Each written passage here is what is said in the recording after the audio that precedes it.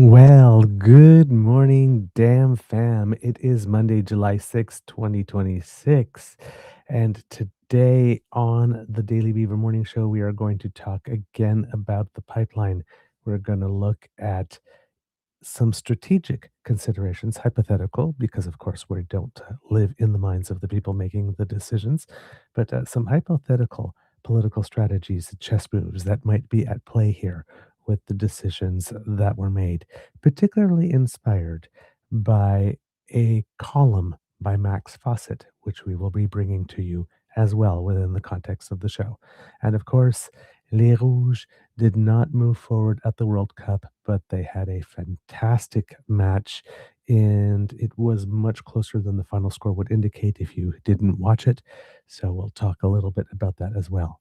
So grab your favorite bevy, because here we go.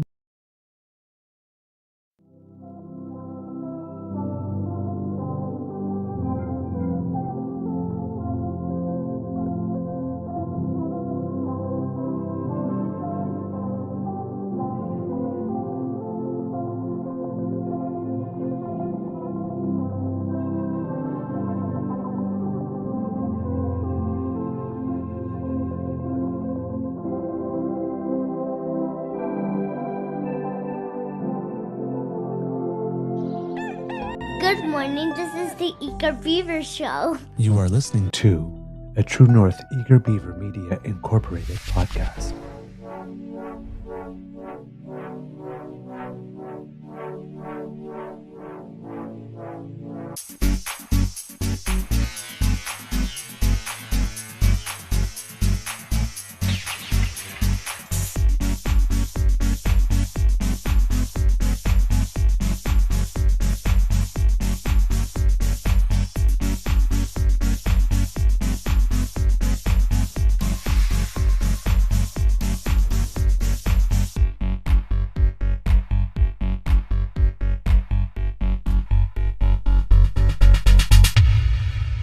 The True North Eager Beaver podcasts are proudly brought to you by our founding sponsors, the Miss V Mysteries from Corvid Moon Publishing, your source for science fiction, fantasy, and cozy mysteries featuring a broad diversity of characters.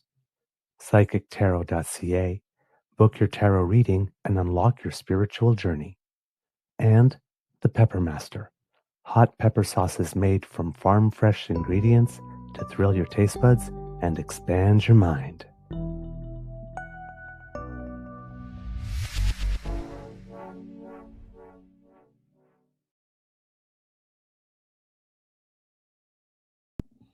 Well, good morning and hello, kids and cubs, and welcome to season 6 and episode number 941 of the Daily Beaver Morning Show. Oh, Canada, always 100% Canadian, and of course, always beaverific. Today, recording day is Monday, July 6th, 2026, and it is a bit of a gray day here at the Beaver Lodge. I am your host, the Eager Beaver, pronouns he, him, hey, Mr. Beaver Ray, and not with me, as usual, is my good friend, Mr. Grizzly. A big thank you goes to our podcast founding sponsors, the Pepper Master, the Miss V Mysteries from Corvin Moo Publishing, and PsychicTarot.ca. Damn, fam, how's your mental health today? I have to say that mine is doing rather well. I have, how would you put it? Uh, Caught up on a lot of sleep. I don't know what has hit me, but I have just been sleeping and sleeping and sleeping. I've been falling asleep pretty much anytime I get horizontal. My body definitely needed it. So I am feeling rather energetic. I even got to play a little bit of tennis last night because the heat wave broke a little bit. Got my backside gift wrapped and handed to me, but I actually played someone clearly that was better than me. But I had some good rallies and I did some good things there. I was very happy with the way I played. I wasn't discouraged whatsoever, even though I was, you know, really trying to get at least one. I lost 8-0, and then we played a couple more, maybe about 6 more. And I couldn't get anything. I got to deuce a few times and I had the lead a few times, but he was just too good. But I didn't feel like I was target practice as well, right? And, I had some really good shots and I had some really good opportunities. And, if I could just get that little extra thing that I'm hoping to get this year, that first one could have easily been 8-4, 8-3, right? Uh, ha- because I got close, but just not there, and he was just so stingy, he wouldn't let me have one. But very happy with the way I played. So, I'm in a good mood, especially like I said, now that it's a little cooler, and I can get back out there and be enjoying the summer and living life, and hopefully, um, that's the same for you if you were anywhere where we had that hot spell. Of course, we've had some flooding in Manitoba, and there are some very important wildfires all around. Um, According here, I see with CBC News out in British Columbia, there's an aggressive wildfire burning near Boston Bar, British Columbia, which has grown sharply and has forced evacuation orders and alerts in some communities in the Fraser Canyon. There's the Brunswick Creek wildfire has grown from about 100 hectares on Saturday to more than 1,200 hectares, according to the BC Wildfire Service. It's now listed as a wildfire of note, the only fire categorized as such in the province. And that was as of 3:40 p.m. yesterday, last updated 12 hours ago. So this is information from about 8:14, 8:15 last night. So things may have changed since. Officials from the Wildfire Service say that they use that category for fires that are creating an increased level of public interest and to make response information easier to find. Officials detected the Brunswick Creek fire on July 2nd, burning near the community of Boston Bar along Highway 1. It's believed to have been sparked by human activity. The Fraser Valley Regional District has issued an evacuation order for the entire community of North Bend and the surrounding area, extending north along Chalmux Road, affecting about 146 properties. Boston Bar and North Bend sit across the Fraser River from each other in the rugged Fraser Canyon. About 500 people live in the area. The regional district says that nearly 260 properties in the community of Boston Bar are under an evacuation alert, but many of these properties don't contain structures. And the Boothroyd Indian Band has also issued an evacuation order for its community just north of Boston Bar because of the fire. So that is something going on over there. Samantha Bellion, an information officer with the BC Wildfire Services Coastal Fire Center, says that strong downslope winds gusting between 40 and 50 kilometers an hour caused a major shift in fire activity. Quote, after high winds, high downslope winds in the afternoon resulted in extreme fire behavior, she said. She said the fire saw significant overnight growth, with much of that growth moving north and away from the North Bend community. But Bellion said the situation remains dynamic and people near the fire need to follow directions from local authorities. She said strong winds, which are common in the Fraser Canyon, have also created new spot fires, including fires now listed separately on the wildfire map. Crews are now prioritizing spot fires north of the main incident and supporting structure protection in nearby areas. The Wildfire Service says steep terrain and poor visibility can limit the use of aircraft, and responder safety remains the priority. An incident management team has been requested with additional resource and aviation support. Drive BC says that Highway 1, which runs through the area on the eastern side of the Fraser River, remains open, but Chalmux Road is closed between Boston Bar Station Road and Four Barrel Road due to the wildfire. Smoke from the fire has been highly visible around Highway 1 and has been seen as far away as Merritt and Hope. And air quality warning is now in place for Fraser Canyon South area, which includes North Bend, Boston Bar, and Lytton. Because that town hasn't had enough yet. Jeez. Um, And I believe that there are other significant wildland fire activity and evacuations reported in provinces and territories other than British Columbia, including Alberta, the Northwest Territories, Manitoba, and Ontario. If you're affected by any of these, please follow all directions. Please have um, uh, a bag prepared and ready to go with essentials and x number of days food, important documents, important medications, those types of things in case you are asked to evacuate. Please evacuate. If you are asked to be evacuated, do not create a situation where people have to risk their lives by doubling back to see if you actually have. All that stuff matters. And remember, yes, as important as things are, and as hard as we've worked for them, what matters most is your life. And but please just listen to all the situations that you are given from respected authorities. Also, remember that you have the website cbc.ca/light, LITE, in case you're in a situation of being evacuated and you need access uh, to some internet to remain in contact with the latest news and updates, but you don't want it eating up your phone battery and your bandwidth because you've got very little or you have to manage it. That's a good place to go. All right.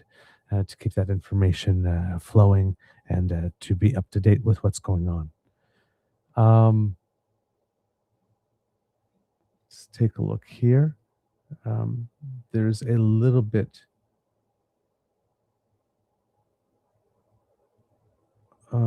Let's see here. Yeah, I think that's where I'll stop for that for now, kids and cubs. But yes, just make sure that you are listening to all that, everything there that comes your way with regard to safety and evacuation orders. And yes, have if you are an area that's somewhat affected, make sure that you have a bag ready so that when it comes time to go, you can go very quickly. And you don't have to worry at the last minute about whether or not you have everything because you thought of that already when you prepared your bag. Okay. Moving on to other things, kits and cubs, of course, you've been hearing over the course of the weekend, I'm sure, because we had the 4th of July. There were some uh, interesting people that showed up at the events taken place at the U.S. Embassy. We have this hypothesis on the show that Ambassador Pete Hoekstra is one of the loneliest men in Ottawa. And it would seem that he did throw a party and people did come. Um, Very interesting people came. It would seem that, for example, uh, Tamara Litch was there. It would seem that the rebel was there.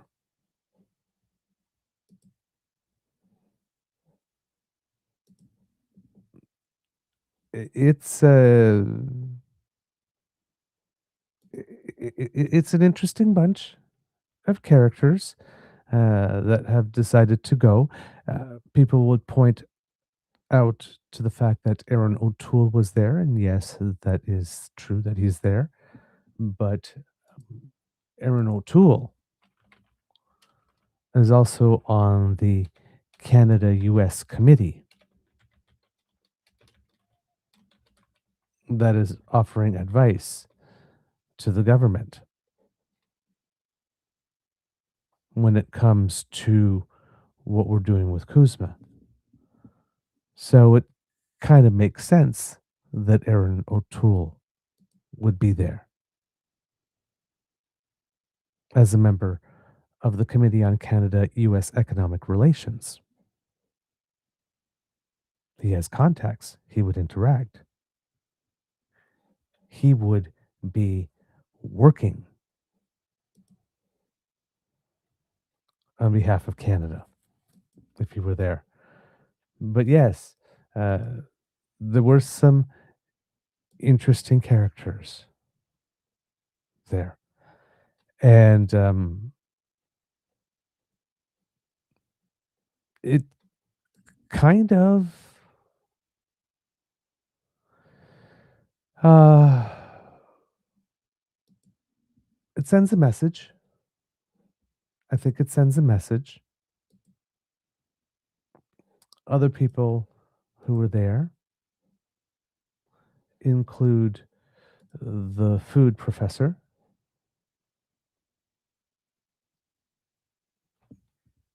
interesting because branching out to issues other than food, let's say. Tamara Litch, as we mentioned, Alexandra Lavoie from The Rebel, honored to be invited to celebrate America's 250th birthday at the U.S. Ambassador's residence here in Ottawa, Canada. Sue Ann Levy. Look who I ran into at the 4th of July party at the Ambassador's residence in Ottawa, taking a picture with Tamara Litch.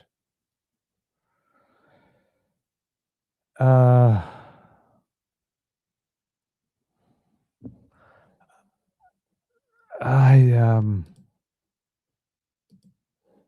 I'm not sure if that's, again, appropriate.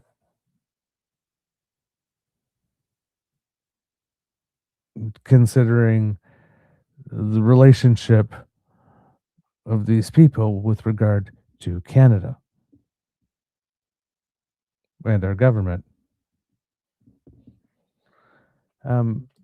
Inviting them over for the 4th of July party. However, it's something that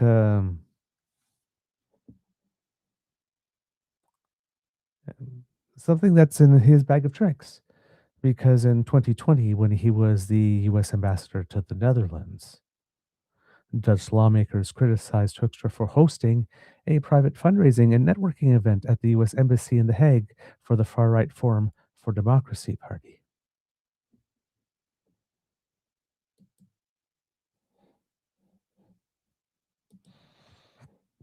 Mm.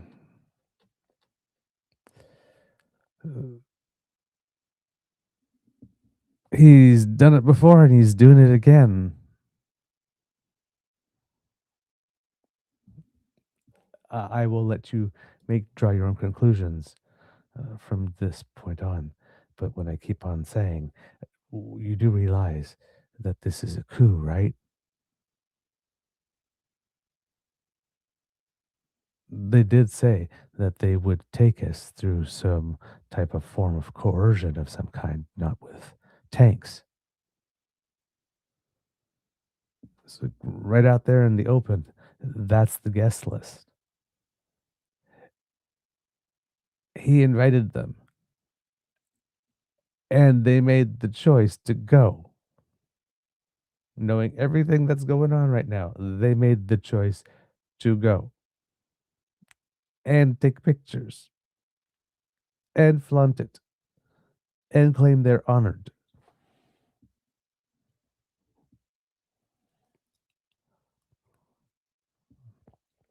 A little recognition goes a long way, I guess. Especially when you're really thirsty for it, I guess.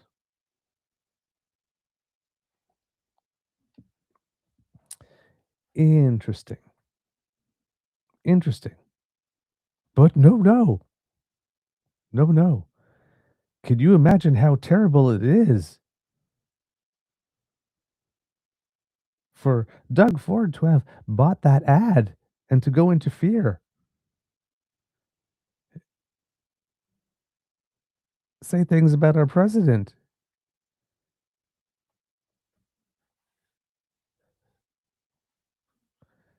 Yeah. Yeah, well, we couldn't possibly, imagine. We possibly couldn't imagine what it's like to have another country just pop around and start saying things that we could find objectionable. No, no, we never saw it from that perspective at all.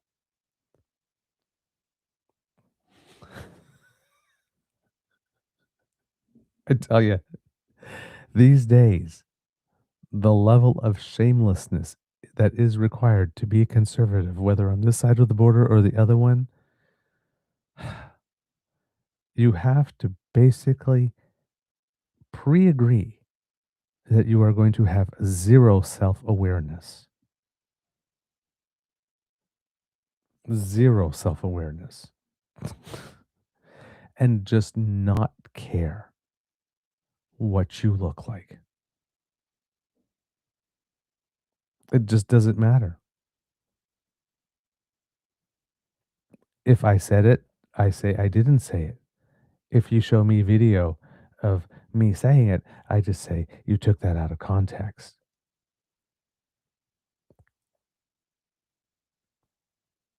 Or then just go on a big rant about the gotcha media. Left media that's always out to get us and never talks about the good stuff we do. Would help if you did some good stuff. Just saying. It's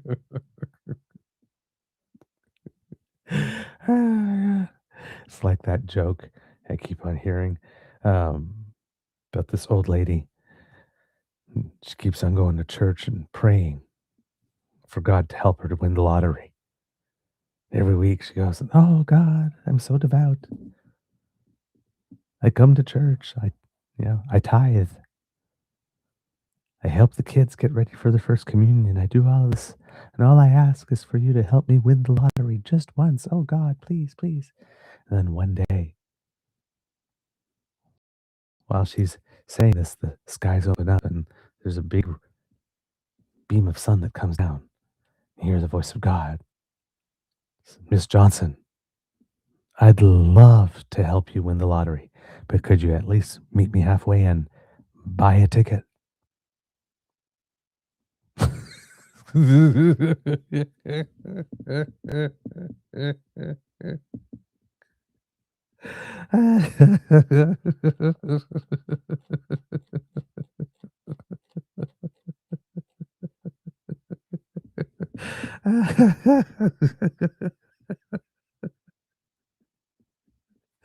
God. Just like, no. Have no self awareness, man. No self awareness at all. I tell you, man. And there are people that eat this up. There are people who eat this up. I tell you. But yeah, that happened apparently, and and by the way, the saying something, saying you didn't say it, and then having video put to you of you saying it, saying that they took it out of context. That's another thing Hoekstra actually did do when he was in the Netherlands. He apparently said that there were no-go zones that people who weren't Muslim looking couldn't go at certain times somewhere all over the Netherlands, which of course wasn't a thing. And he got caught. And he said he didn't say it, and then they put it in his face of him saying it. And then he just went off on something else. Oh man, I tell you. But yeah, uh, clearly we know which side he's on. because that was not a subtle message. So, yet again, the US ambassador threatens us on the 4th of July, of course. Oh, well. Oh, well. So, yeah, those things happened, kids and cubs. However, also happened was that pipeline announcement that came down. And actually, since we're talking about big announcements, that's the other thing that is happening today is there's going to be a big announcement with regard to the submarines. If you remember, we've been covering it a little bit, and there is a company from Germany and there's a company from South Korea that is looking to get our bid for a submarine fleet. The the German company is actually a German-Norwegian consortium, ThyssenKrupp Marine Systems, or TKMS, and South Korea is Hanwha. And they're competing for a contract to build 12 submarines. Both have made extensive promises of economic spin-offs for the Canadian economy should their respective bids win. This is being handled by the unit that Prime Minister Carney set up to make it such that procurement decisions and decisions, particularly with regard to procurement for defense, happen more quickly. Uh, a lot of people are going to say, because we've read some columns about this before, that already when they were negotiating this months ago, where they were at was record speed from what they're used to from Canada, that a decision is going to be made today is going to confirm that. So that is going to remove an argument from Pierre Poilievre's quiver of go-to arguments, right? There actually is an actual contract that is going to have been signed and started to be worked upon to get the equipment that we need for our men and women in uniform that he claims he cares about. Um, and then over the course of the bidding process, they've been coming back and sweetening the deal and sweetening the deal. So there'll probably be a bunch of other economic spin-offs depending on which they'll choose. And it's kind of interesting because it's almost like we can't lose no matter which one they choose because both offers are rather quite good. But I'm sure there is some strategy somewhat involved in selecting who we can go with and who we're not going to go with by virtue of the fact that we want to position ourselves for our future as well. So, for example, because we went with the global eye, with the surveillance planes, and it looks like we are going to go in some way with some Gripens with regard to fighter jets. It could very well be that this decision could go to South Korea. So that way we have some links with Asia and we have some links with Europe that we can build upon for the future. If one is thinking in terms of our diversification strategy and building some links with many more countries, we've been doing a lot with Europe. This would be a good way to solidify um, a strategy with Asia. Now we've got the other things going on as well. We've got everything that we're doing with India, and we're looking at a free trade deal, I believe it is, with the Philippines now. After, um, I believe, I'm not sure about a free trade deal with the Philippines, but there was new partnerships with the Philippines announced just recently. We're looking at free trade deals with the ASEAN bloc of nations. I believe Thailand is one of the countries. Yes, it is. Yeah, Thailand and Philippines, the two that we are looking at to go ahead and go on top of our deal with Indonesia that we had recently. So that also is factoring in there. So to give this deal to Hanwha could ensure that we are doing things in both regions that we can build upon. So that might end up being the difference maker, actually, because, like I said, both these bids from what we've been able to tell. And a lot of this has been done rather openly in public, which is very odd. Normally, these types of negotiations, we don't get to hear about that, but there's just been so much effort and public courting. I mean, even the South Koreans even sent a ship, over here to like show us that look, this is how well they work, right? So a lot of this has been out in the open, which is also very strange. But as we've been seeing, right, um, the um,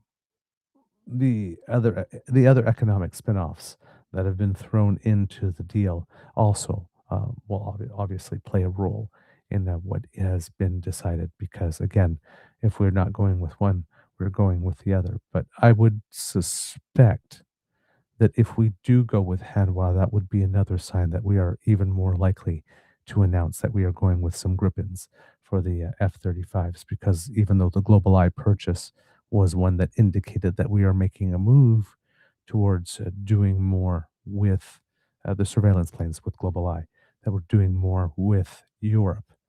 Uh, the size of the contract isn't really immense when you compare it to the F-35s, right?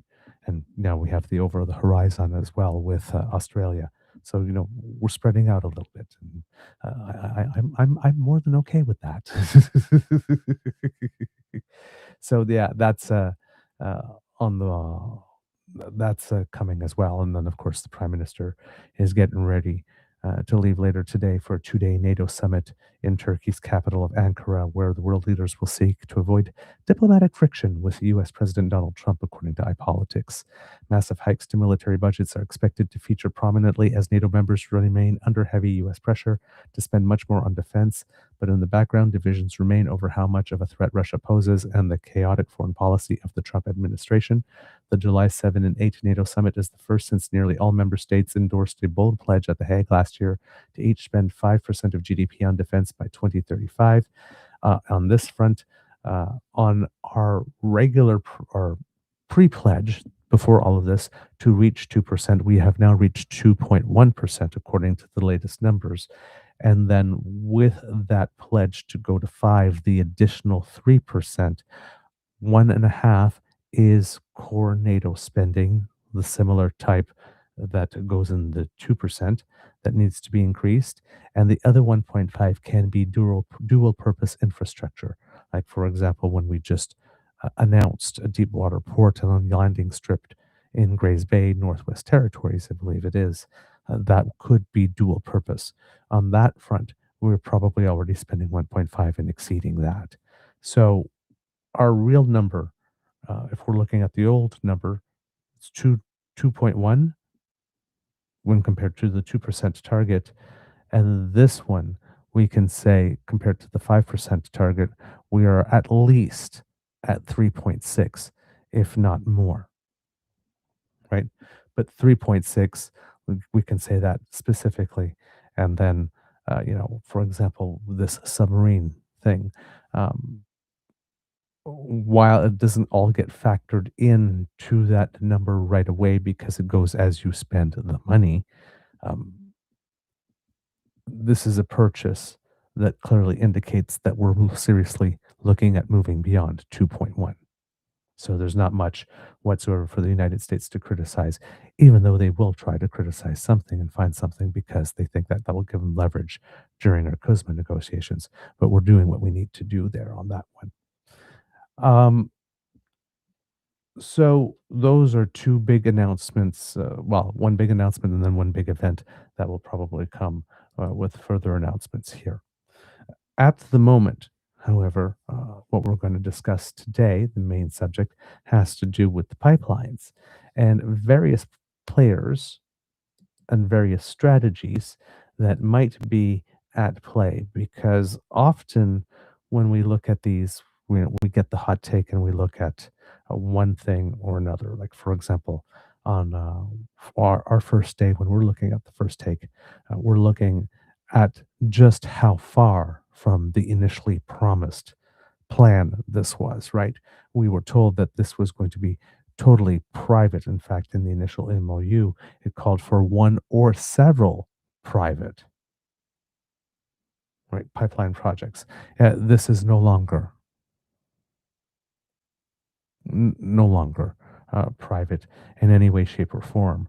We um, know that it's going to be led by Trans Mountain, which is the company Crown Corporation, which is owned by Canada, that was needed in order to create TMX, the twinning of it. Um, so we're in an ironic situation where Danielle Smith and conservatives criticized this project because we had to build it and because the federal government had to build it and had to build it all. Right? There was no contribution from the government of Alberta, from what I can remember on this one. I may be may be wrong, but I have to look this one up. And I would be happy to be wrong if that was the case. Maybe a kit can look it up for me here during the show, whether or not this was all federal government or whether or not the provincial government did contribute to TMX in the end. But this one here, right, it is all public money at this point. Because if you watched our breaking news special, we read the press release that came from Pembina. And there were so many qualifiers in that. But it basically comes down to they will not confirm whether or not they're taking that first 10% stake until the project gets the final go ahead from shareholders.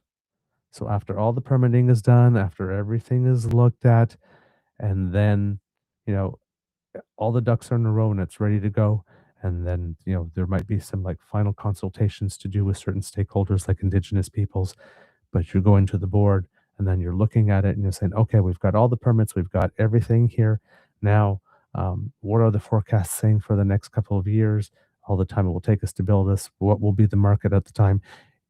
Are we going ahead with this? And sometimes people say no, which happened with some of the past projects that conservatives keep on complaining about. Right? You get to that point. If they get a go ahead, then Pembina will take 10%.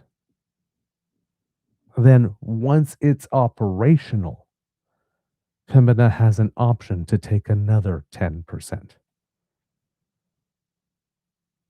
So at this point, right now, this is getting the okay from the federal government to be considered an acceptable proposal for the Major Projects Office to look at, rather than looking at it and saying, you know what, no, this is not good enough. It's not what was promised with the MOU. Go back and work on it, set another date, and bring it back to us. Right? This is going ahead. So there is absolutely nothing private about this at the moment. Pembina is providing some expertise. That's about it. Right? And on the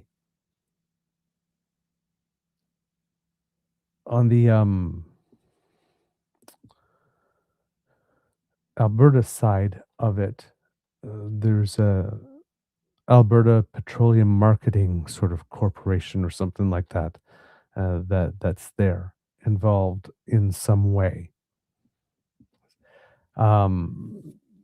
But they're a purchaser, right? Of petroleum. I have to see here maybe if I can find a little something on that in my notes.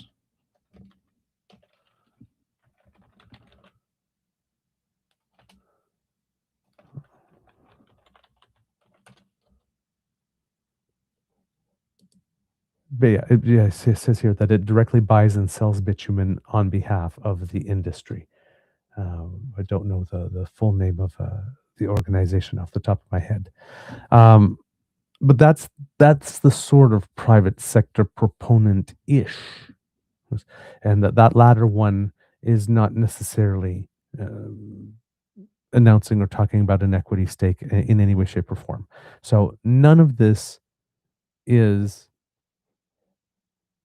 private at the point where we are speaking at the moment. Um, and of course, Danielle Smith is famously on record for having stated things similar to, um, you know, if any public money needs to go into this, that is proof that it failed. That was one of the things she said about the TMX pipeline that Justin Trudeau bought. One of the reasons she was not happy with it is because it needed to come from public money. Well, now, um, she's basically saying and admitting that the Trudeau model is the only model that's going to exist to get a pipeline to the West Coast. And that Trudeau literally did the right thing at that point if he wanted to get the project done. On the show, we've been saying, how are you going to get someone to put the money to build this new pipeline when you've got one that's already there that we are being told is profitable, but nobody's offering to buy that one,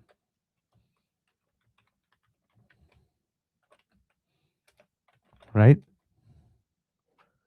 Now, a lot of people will turn around and say, um, it's not uh, profitable enough or not profitable yet because, if it brings you back a certain amount of money every year, well, until we get back the $34 billion we paid into it, it's not profitable yet. Well, it's not net profitable. Clearly, you haven't started making your money yet. Or making clear money off it when you include paying for the investment. But it is profitable, right? So there is a certain amount of money that's coming in, than more than a billion, and then more than that if you um, consider other factors, like, for example, um,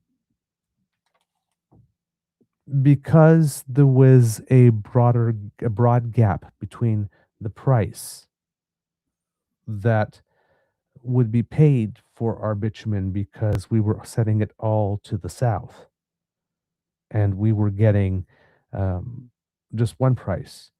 Um, Companies have made more money on that. So, for example, when you narrow the oil discount, and we did that by tripling Canada's West Coast export capacity, that added an estimated $12.6 billion in extra revenue for Canadian oil producers between mid 2024 and 2025. That money is taxed. So there's a portion of that that comes in addition, right? So it funneled about $1.7 billion into the federal government coffers in 2025.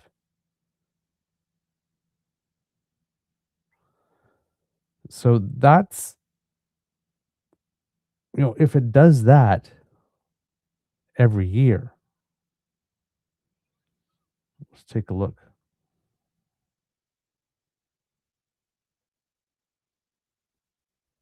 Doing a little math here.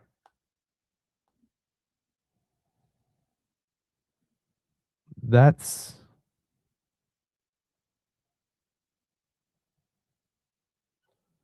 I have no idea what it did for me there. Oh, my word. Okay, let's try this one more time. It was a simple math equation. That's about 20 years before it becomes net profitable. Then, you know, but nobody wants to buy that one yet. And we're talking about a new one. So what, and the only way that this new one can be built is if the Crown Corporation that was created to build the one that we bought initially exists to take on the project so that it could use its own expertise to get this project done.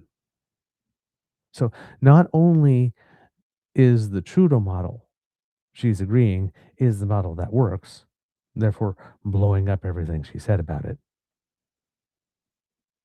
right?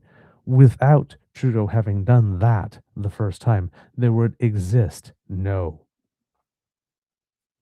proponent, Trans Mountain, to take the lead on building this. Danielle Smith, when she agreed to this, basically agreed, confessed that she would be unable to find a public sector proponent. And you have conservatives, Rob Anderson, and all of them claiming like this is some big victory, like they've achieved something. Jason Kenney, we've won the debate. We've changed people's minds because public opinion polling is indicating that Canadians are more supportive of this.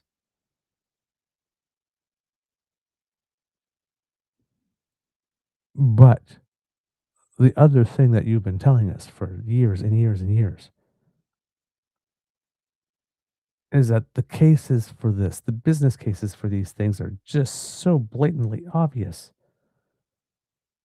that private sector proponents would just be tripping over themselves.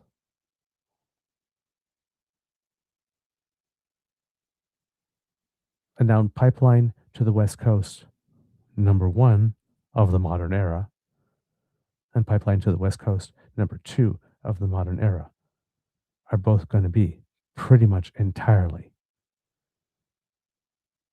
publicly financed. This one might be less so if Pembina does take its stake and other oil companies then come on and take a stake as the project becomes more real. Possibly. There are other factors to consider. But whether or not that will actually be possible.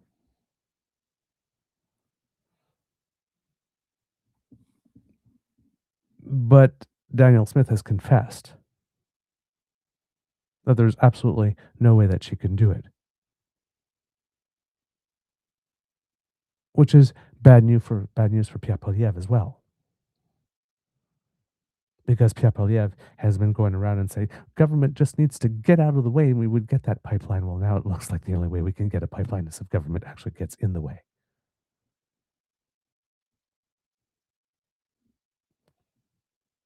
And Danielle Smith seems to agree.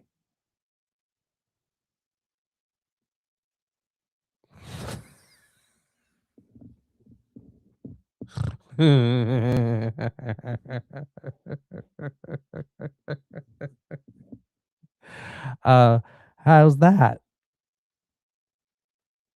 How's that? So, um, now this has different implications for each one of these players. Of course, Pierre Poilievre, basically every time he keeps on saying government needs to get out of the way. So, what you would like the government to not be the proponent of this pipeline now? You would like us to wait until we find one?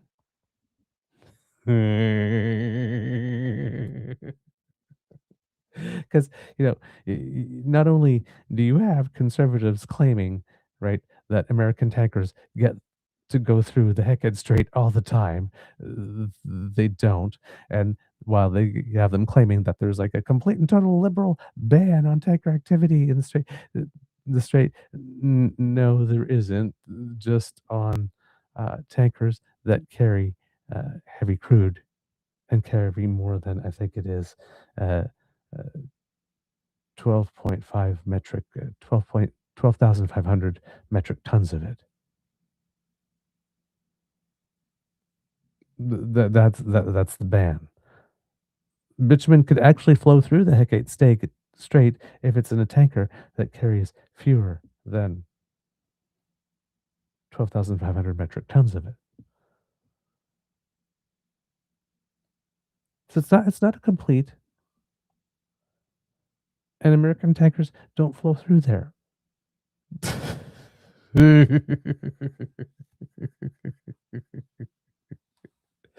And now we have a pipeline that can't be built unless government actually gets in the way. So yeah, I don't know.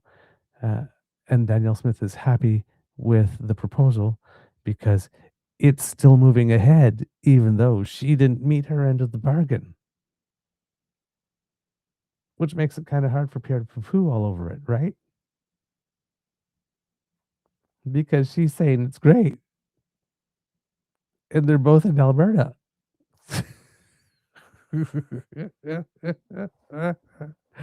Ah, there's some strokes of genius going on. There are some strokes of genius going on here.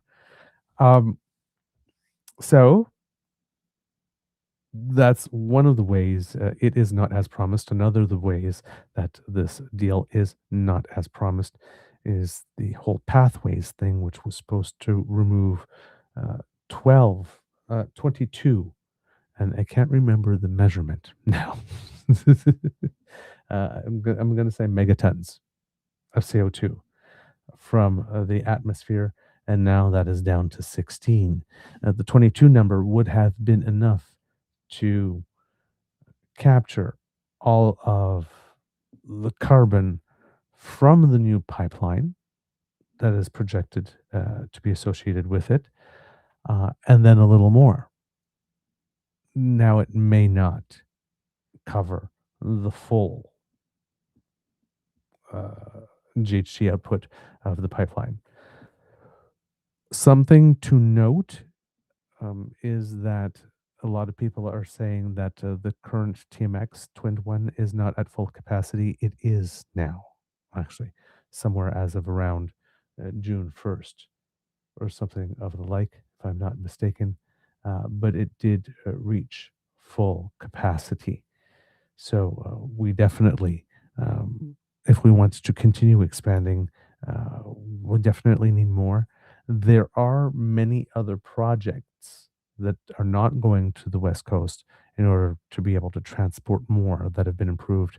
One of them being, of course, with the United States looking at bringing the Keystone project back to life.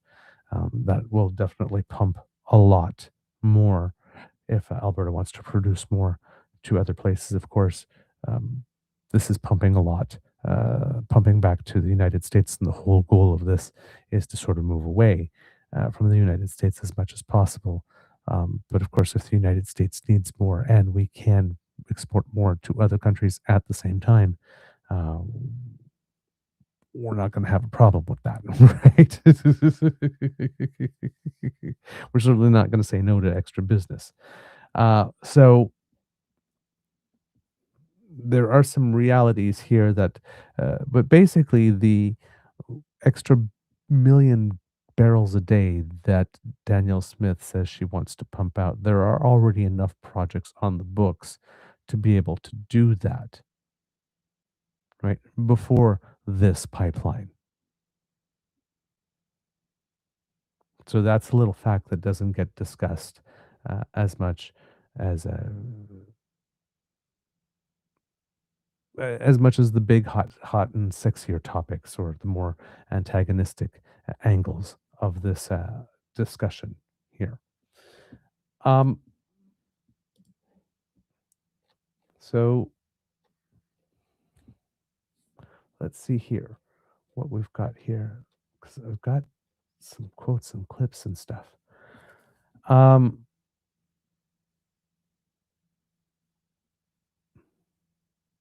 and the other thing that's interesting here is when we're talking about the project and its profitability, is you now have conservatives arguing that the pipeline budget will balance itself. Yes, it's 34 to 43 million dollars, or 32 to 43 billion dollars in public money, but look how profitable the first one they bought for us is already. That's money that can go into your schools and your housing and all of that kind of stuff. There was an interview with Tim Hodgson, the Minister of Energy, who I had been hard on at first, saying that he doesn't really have it. And then seemed to be getting a little better. And yeah, this was another terrible interview where he, he he's not the guy. I understand that he's very, very good at business, and Mark Carney trusts him implicitly, but he's not the guy. He's made a couple of errors from time to time, and yeah, it was less than impressive, and the number of times he went back to, like, but this gives to the schools and the hospitals. Yeah, yeah, yeah, I understand, but it also adds to, like, the forest fires and the the emergency response and the rebuilding and the higher insurance premiums, and so, let's just, calm that down a little bit.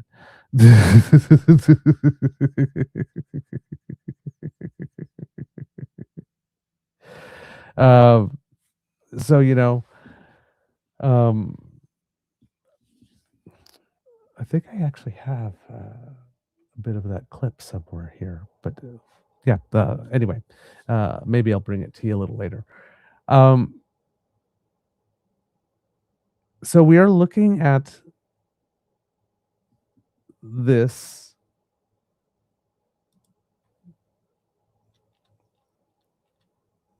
Just make sure I got my notes back again here.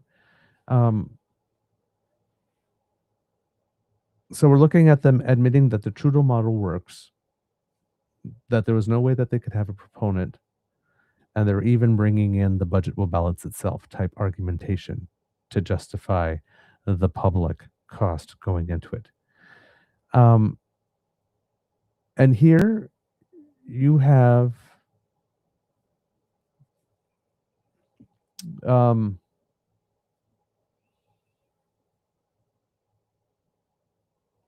Mark Carney going ahead with this despite the fact that they've not made their case, and despite the fact that the government of Alberta immediately proceeded to weaken how the credit system worked after agreeing to sign on to a sort of national carbon system, and started reneging on their commitments to reduce methane by 75%, and then started reducing the ambition of the Pathways project from 22 megatons to 16.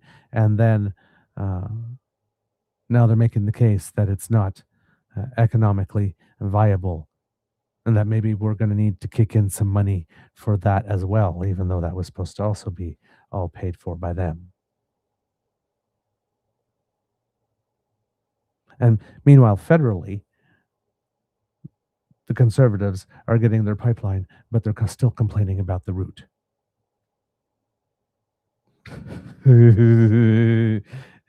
So it seems here that Danielle Smith is getting everything she wants. David Eby got a lot of the stuff that he wants too, right? David Eby comes out almost looking the best out of all of this, because a whole bunch of projects he wanted get money to go ahead.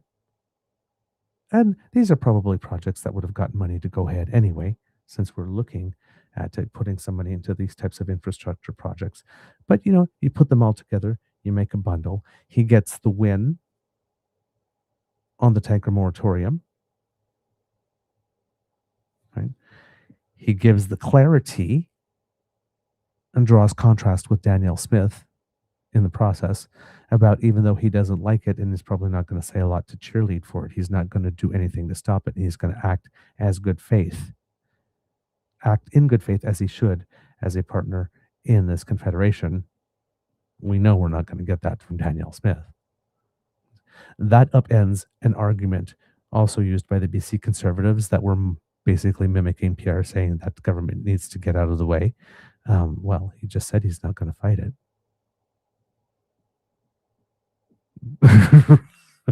Right? So what are they going to attack him on? He got all this money for all these extra deals. They're certainly not going to, can't accuse him of selling out on a pipeline in order to get this money. The pipeline's going to be built. They've been saying he's been trying to obstruct it and won't get it done. And now it's happening, and he has all these goodies, and he's also got the tanker man up north. That's not going to help the BC Conservatives in any way, shape, or form. So David Eby's got wins big here. No doubt about that. The Prime Minister, however, right? One has to ask why it is that he would still go forward with this, despite the government of Alberta not meeting any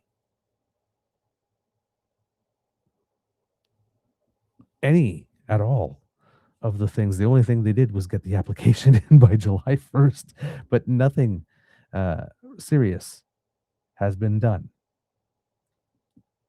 That remains the question mark. And we'll put a pin on that because we'll get to there. But that's a big question here, because Mark Carney had everything he needed to say, you know what, sorry, not good enough. This is not going to happen. Stand up to Danielle Smith. All the environmentalists go, yay. Right? Indigenous people go, yay. Quebec goes, yay. But he went another way.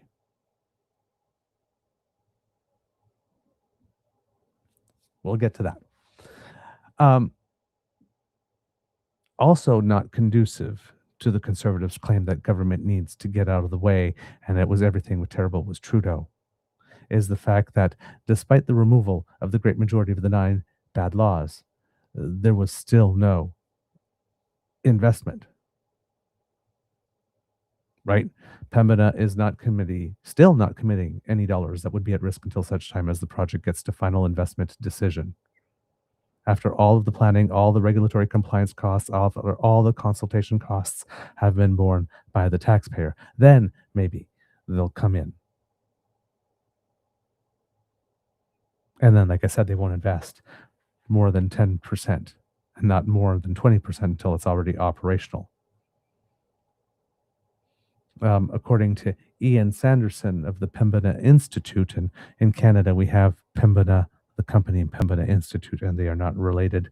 I do not know specifically why the word Pembina is so associated with oil that both an institute and a company would buy it. But the Pembina Institute is not the institute of the Pembina company. So Ian Sanderson from the Pembina Institute said that the CEO of Pembina's support was so qualified, it indicates how unrealistic this project actually is. The government has been showing by how hard it's been pushing for this and how eager it's been to remove the rules that there's pretty much no limit to what they were willing to put into it to make it happen. So why would a private proponent step up at this point when the government is already showing it's willing to take all the risks? Right? And the person actually joked that this all looked like the premier called up a buddy at Pembina and said, "Hey, I need you to stand with me on this," at the last minute to create the impression that I got a proponent for this.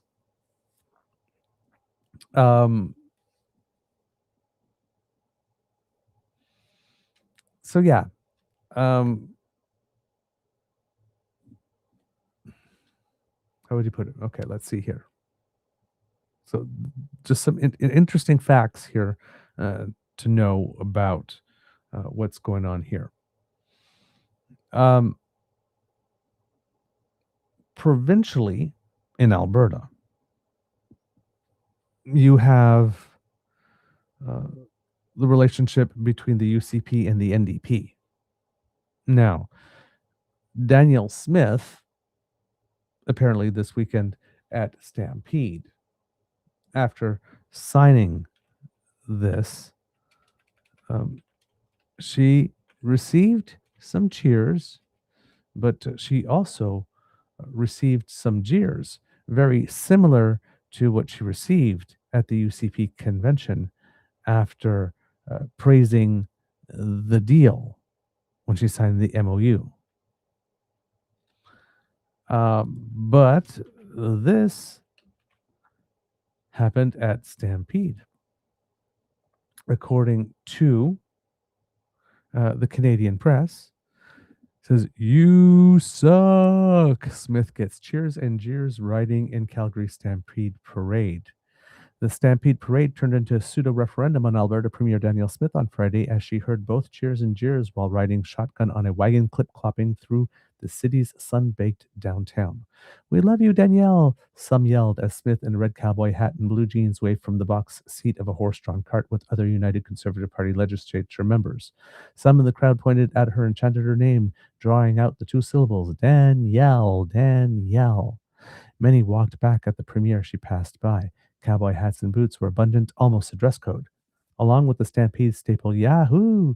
were scattered boos for Smith. One man along the route shouted, "Danielle sucks." Another responded, "So do you, sir." Well placed. Smith had promised to support Confederation as the province barrels towards an October 19th referendum on whether it's time to kickstart the process for a binding vote on quitting Canada, which he announced in May. "Canada, Canada," some chanted as Smith rode past. In the province's separation debate, Smith has been viewed both as an arsonist and a firefighter, standing up for a united country while simultaneously validating a movement to dismember it. It's been a divisive issue leading to threats, abuse, and the cancellation of a parade in the town of Sundre earlier this summer over a float of Alberta flags viewed as a separatist stalking horse. Smith has said separation is a real issue in Alberta, arguing that with hundreds of thousands signing the petition about it, the province needs to put the issue to bed with a vote. Parade watcher Daryl Siemens, who cheered for Smith in the parade, agreed. Quote, "I like that she's just standing up for what she feels," said Siemens. Or Siemens. "The citizens of Alberta deserve to hear from both sides of the whole debate about separation or not separation and allow both sides to have a voice." Nikki Curry was among those who booed the premier. "I think she's an absolute disgrace for Albertans. I think she's doing an absolutely terrible job of governing in Alberta, and I think she's obviously a separatist." Smith has enjoyed strong poll support in her term, though those numbers have slipped a bit during the separation debate. On Thursday, she announced alongside Prime Minister Mark Carney what she calls a major nation unifying project, a proposed new bitumen pipeline to the West Coast. When asked about her thoughts on the proposed new pipeline, parade attendee Andrea Burns replied, "Drill, baby, drill. I was born and raised Calgarian, and I think Smith really gets to the root of what the heart of Albertans really want," Burns added. "I grew up in a more conservative oil and gas household, and I just think she has a very realistic views that I align with very well." The parade fires the starter's pistol on 10 days of rodeo, midway rides, concerts, and parties. The Stampede is also a major summer meet and greet for politicians and stakeholders at barbecues and pancake breakfasts. Calgary Mayor Jeremy Farkas said a lot of deals get done during Stampede, and when it comes to politicians, they tend to leave their agendas at the door. Quote, "It is probably the world's premier politician petting zoo," Farkas said. National pride was embodied in Friday's parade. Marshals, Olympic medalist Michael Kingsbury, a Quebec-born mogul skier, and Courtney Sarreau, a short-track speed skater from Moncton, New Brunswick. Both received training before saddling up to lead the 90-minute parade, learning that while the rider is in the saddle, the horse sets the pace. "We had maybe 30 minutes, 45 minutes with the horse," said Sarreau. "We were good. By the end, I was trying to go faster, but the horse was like, 'Nope, you're only walking,'" she said with a laugh. So yeah, She got booed, and we actually, kids and cubs, I get to use this today. I get to use this today. I get to use this today.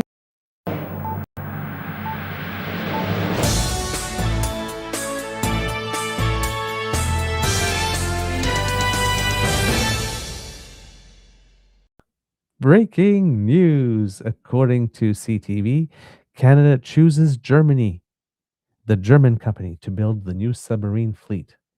See? They went a different way than I thought that they would. According to Daniel Otis, it says here the Canadian government has chosen a German company to build Canada's new submarine fleet, according to sources cited by the Globe and Mail. Germany's TKMS will be awarded the lucrative contract to build 12 new submarines for Canada, beating out a bid from South Korean shipbuilder Hanwha Ocean. The Globe and Mail report says Prime Minister Mark Carney will announce the decision in Halifax on Monday before heading to a NATO's leader summit in Turkey. TKMS is the world's largest manufacturer of non-nuclear submarines and supplies approximately 70% of NATO's fleet. The TKMS bid was made in partnership with Norway. Along with procuring the submarines, Canada's project involves paying for 30 to 50 years of maintenance. The contract over its entire lifespan has an estimated value of more than $100 billion. In the last few weeks, there have been some hints about the direction the government was going with the submarine contract. In late June, Canada's Department of National Defence posted an advanced contract award to a consulting firm that has experience in dealing with submarines in NATO countries. One of the strengths the German kept touting in their bid was compatibility with NATO.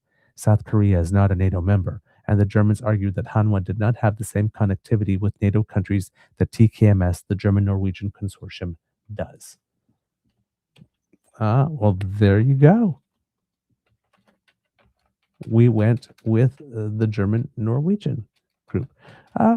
Again, we couldn't lose either way. Hopefully, we'll have another way to do some business with South Korea, because we were looking at some input, hopefully, into the auto sector with that deal. But that's okay. All right. Let's see if there's anything else that we have here. I could find maybe on CBC.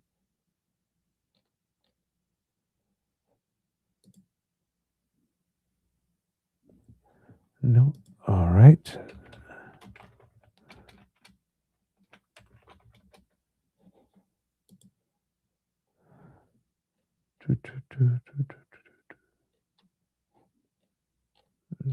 It's funny, the CBC doesn't have an article up yet.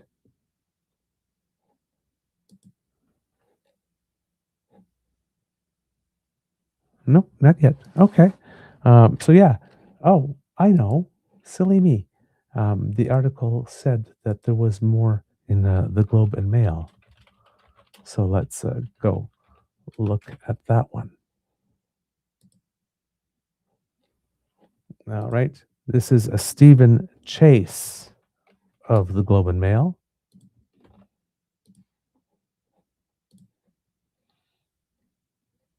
Says the Canadian government has selected Germany's TKMS to build a fleet of submarines for this country, two sources say. The Globe and Mail is not identifying the sources because they were not authorized to speak publicly about the matter. Prime Minister Mark Carney will announce the government's decision in Halifax Monday, the outcome of a high-stakes competition between Germany and South Korea for a lucrative contract to build 12 submarines for Canada.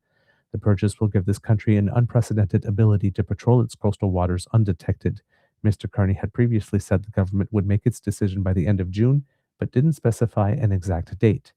The announcement, which the Prime Minister will unveil before jetting to the NATO Leaders Summit in Turkey, will bring an end to a closely fought campaign by Germany's TKMS and South Korea's Hanwha rivals in a contest that will shape the Royal Canadian Navy for decades. As with the process for most major procurements, the sub-announcement will likely name a preferred bidder, not guarantee a signed contract. Negotiations will continue with the nominal winner, and it could take years to finalize a deal, said Philippe Lagacé, a professor at Carleton University who researches defense policy. The procurement is ultimately expected to be worth $20 to $30 billion for the subs themselves, and as much as 40 to 50 for operations, maintenance, and upgrades. The Prime Minister's office declined comment Sunday when asked about Mr. Carney's Monday plans. The costly submarine contract is part of the federal government's effort to lift defense spending to levels not seen since the Cold War. Canada has committed to increasing this spending to 5% of gross domestic product by 2035 to meet NATO Atlantic Treaty Organization's target.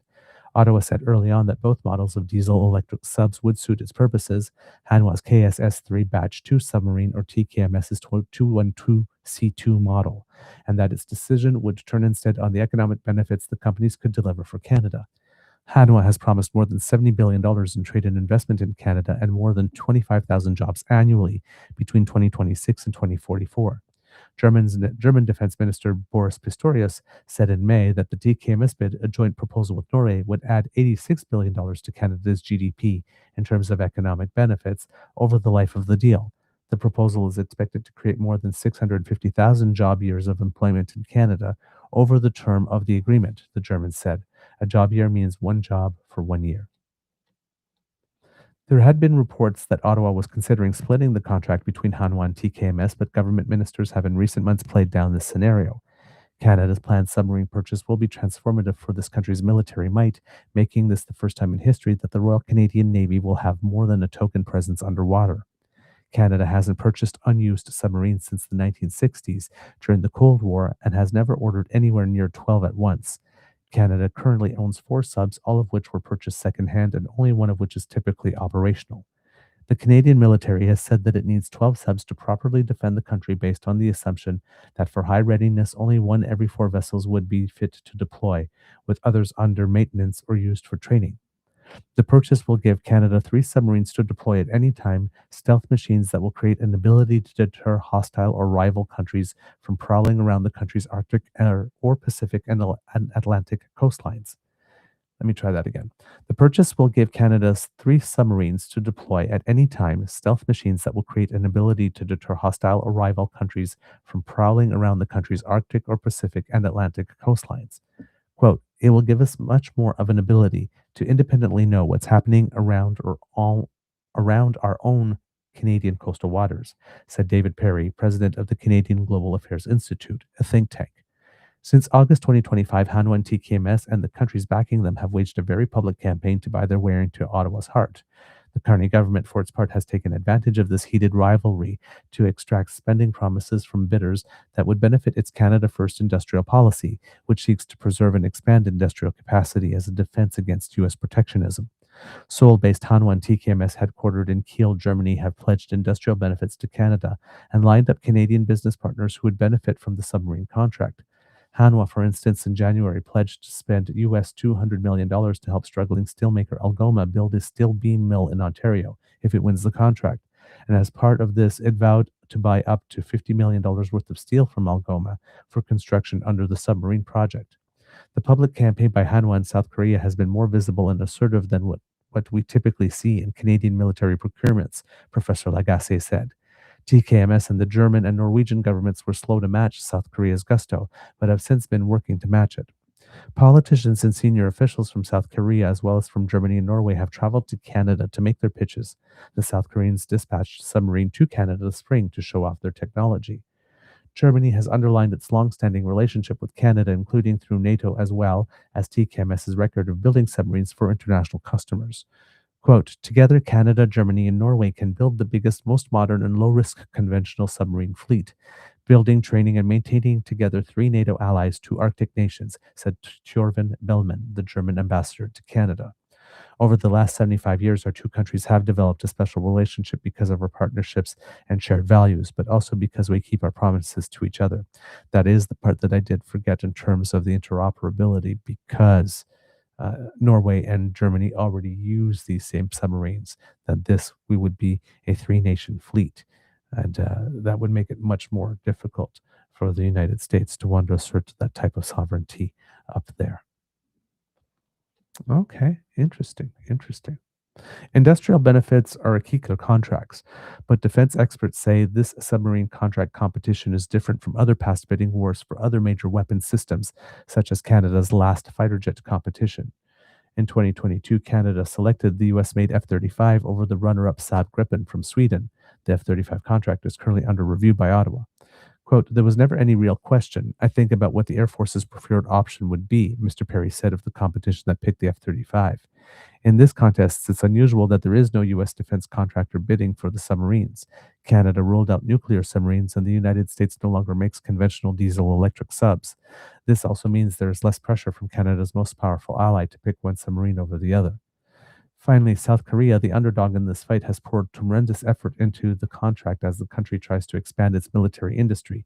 TKMS, on the other hand, has had an established reputation as an exporter of submarines and has sold boats to 20 navies around the world, while Hanwha's customer list for subs is far shorter: South Korea and Indonesia. Seoul has put on a full court press to win what would be a milestone military contract for the Asian country, which has set itself the economic objective of building the fourth largest defense industry in the world. It ranked among the top 10 defense exporters between 2020 to 2024, according to a Stockholm International Peace Research Institute. The Koreans have a lot at stake, and that explains why they pumped so much into the advertising and the public diplomacy side of it, Professor Legace said. To break into the Canadian market, a major NATO ally, with a submarine for them, that's a much bigger deal, Professor Legace said. Oh. So, yes, that did not happen for the Koreans, unfortunately. But yes, we have our deal, and that's what we're going ahead with: another major announcement for the federal government, and something ticked off the list, another accomplishment. Getting back to our main story, when we're talking about the NDP, we were talking about Premier David Eby getting win out of this.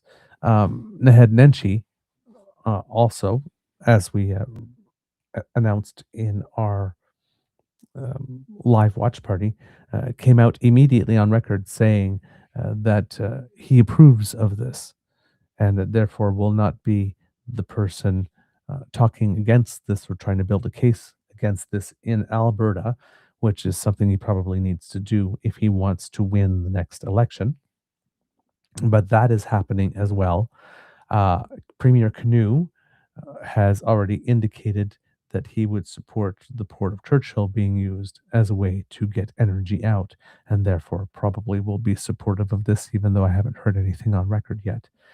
And then it leaves the federal NDP leader, Avi Lewis, who came out with a statement and said that this is not nation building, this is nation burning, which puts him at odds with Eby, Nenshi, and Canoe, and doesn't make his job easier with regard to trying to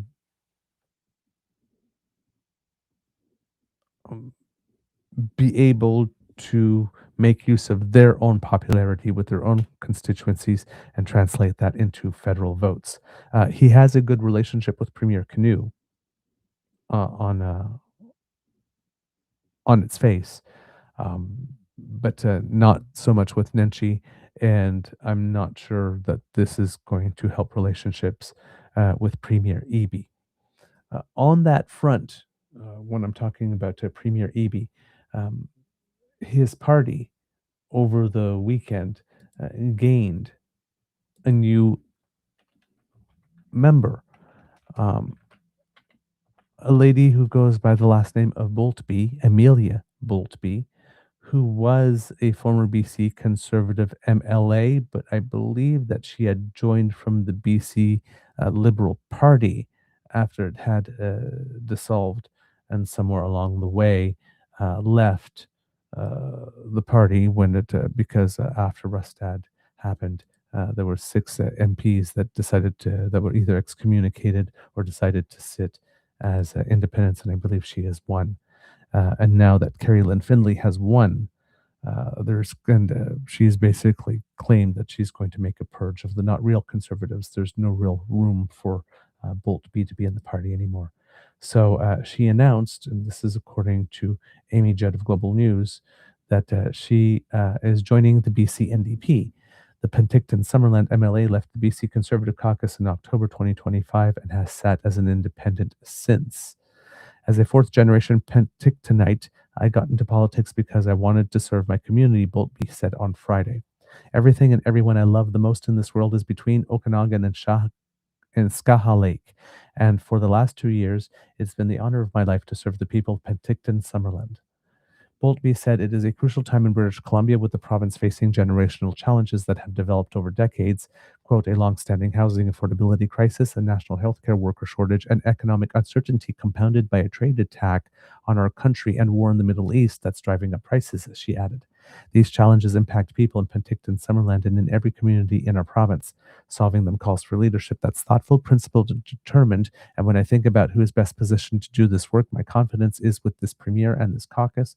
And that is why I'm very proud to announce that I'm joining the BC NDP. When Boltby left the BC Conservative Party, she said she made her decision based on the actions of then BC Conservative leader John Rustad. Over the past weeks and months, I have witnessed the unraveling of John Rustad from concerns of cheating to his conduct during caucus meetings, Boltby said at the time. Rustad previously kicked out two of his MLAs, Dallas Brody and Eleanor Sturco, while two others, Tara Armstrong and Jordan Keeley, quit the party. When asked about crossing the floor, BC Premier David Eby said he thinks it's important for people to remember that Boltby was not a BC Conservative for very long. Quote, she quickly spoke out about some of the concerns she had and what she saw in the BC Conservative Party and has sat as an independent for at least for the last little while, he said. I think that's given us all an opportunity to know her and know her work and her values. She's a fierce advocate. I know because I've occasionally been the target of it, but at its heart, that advocacy is around delivering for her constituents, which are the values of all the MLAs that stand behind me and why I think she'll be a good fit with our party. So another reason this is probably going to cause friction with the federal NDP is because they have this moralistic, very sanctimonious stand on floor crossings. The provincial NDP in British Columbia doesn't seem to believe that floor crossers should first should either sit as independents, but then should face the public before they switched to another party. She did sit as an independent for a while. Yes, yeah, that is true. But a floor crossing that has a stop along the way is a floor crossing nonetheless. I'm just going to say. And if people didn't have a chance to express how they feel about that, it's the same thing. The distinction does not result in a meaningful difference. So clearly, it is not an entrenched NDP value that floor crossings are inherently undemocratic and they should never happen or be accepted anywhere. Just saying. So yeah, not great for the leaders. Well, not great. Different stories for different leaders. Not great for Danielle Smith because she's seen as working with the federal government, which again might win her some more moderate conservatives, but will lose her some of the separatists that are very vocal and want to um, get her out. A lot of the separatists are complaining that it is not a private proponent. So, interestingly, you have separatists, Indigenous people, and environmentalists on the same side of this, but for completely different reasons. All of them self-serving in their own way.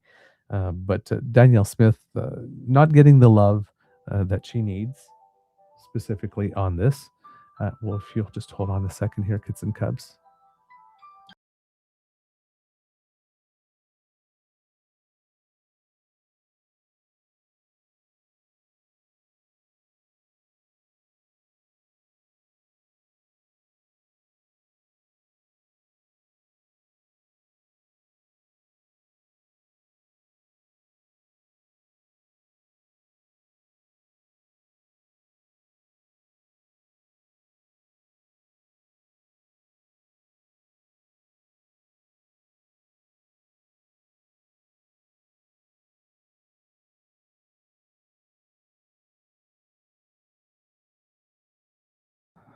Apologies, kids and cubs. That was my doctor, so I had to take that.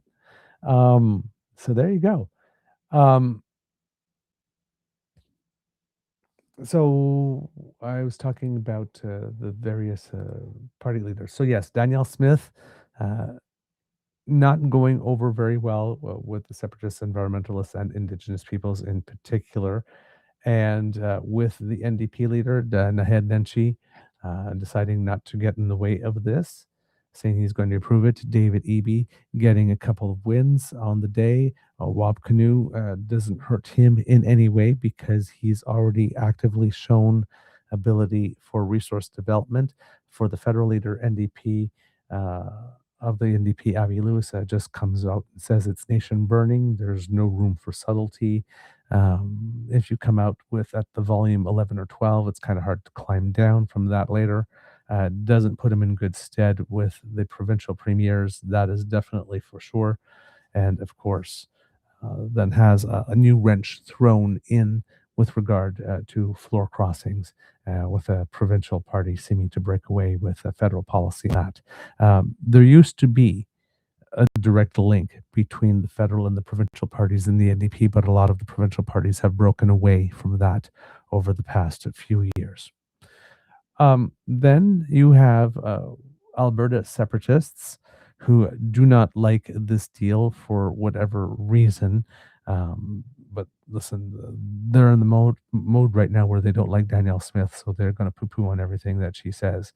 And if again we are dealing with a case of sedition or them working with another nation to be able to secure that for their own benefit, then of course they would not want a pipeline going west.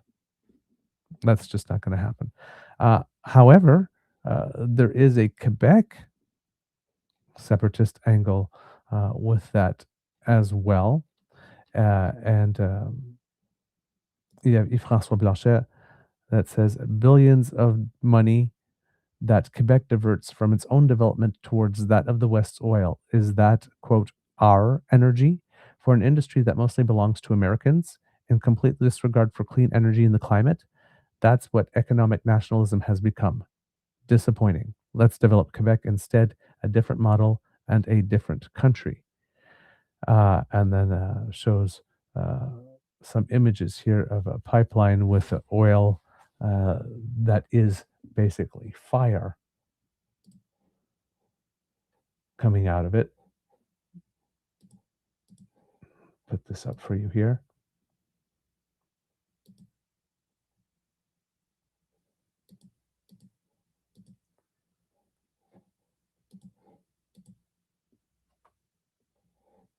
There you have it. Should make it kind of clear here.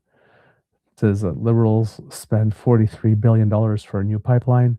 That's actually not accurate because if it's going to be split between federal and provincial, that means, maximum 21 and a half for us. That might be one of the difference between, again, that's one I wanted to check to see if all of TMX, the first one that came to us, because at least this time, at least Alberta will be paying for half of it.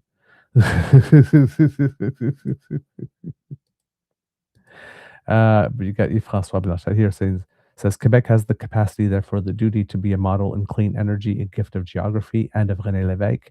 Instead, Mark Carney's Liberals are instrumentalizing the fear of Donald Trump to blind Quebecers to the opposite path with billions that will not go into our own development. Let us be the innovative Quebec that emerged in the half century that we can be. So yes, just not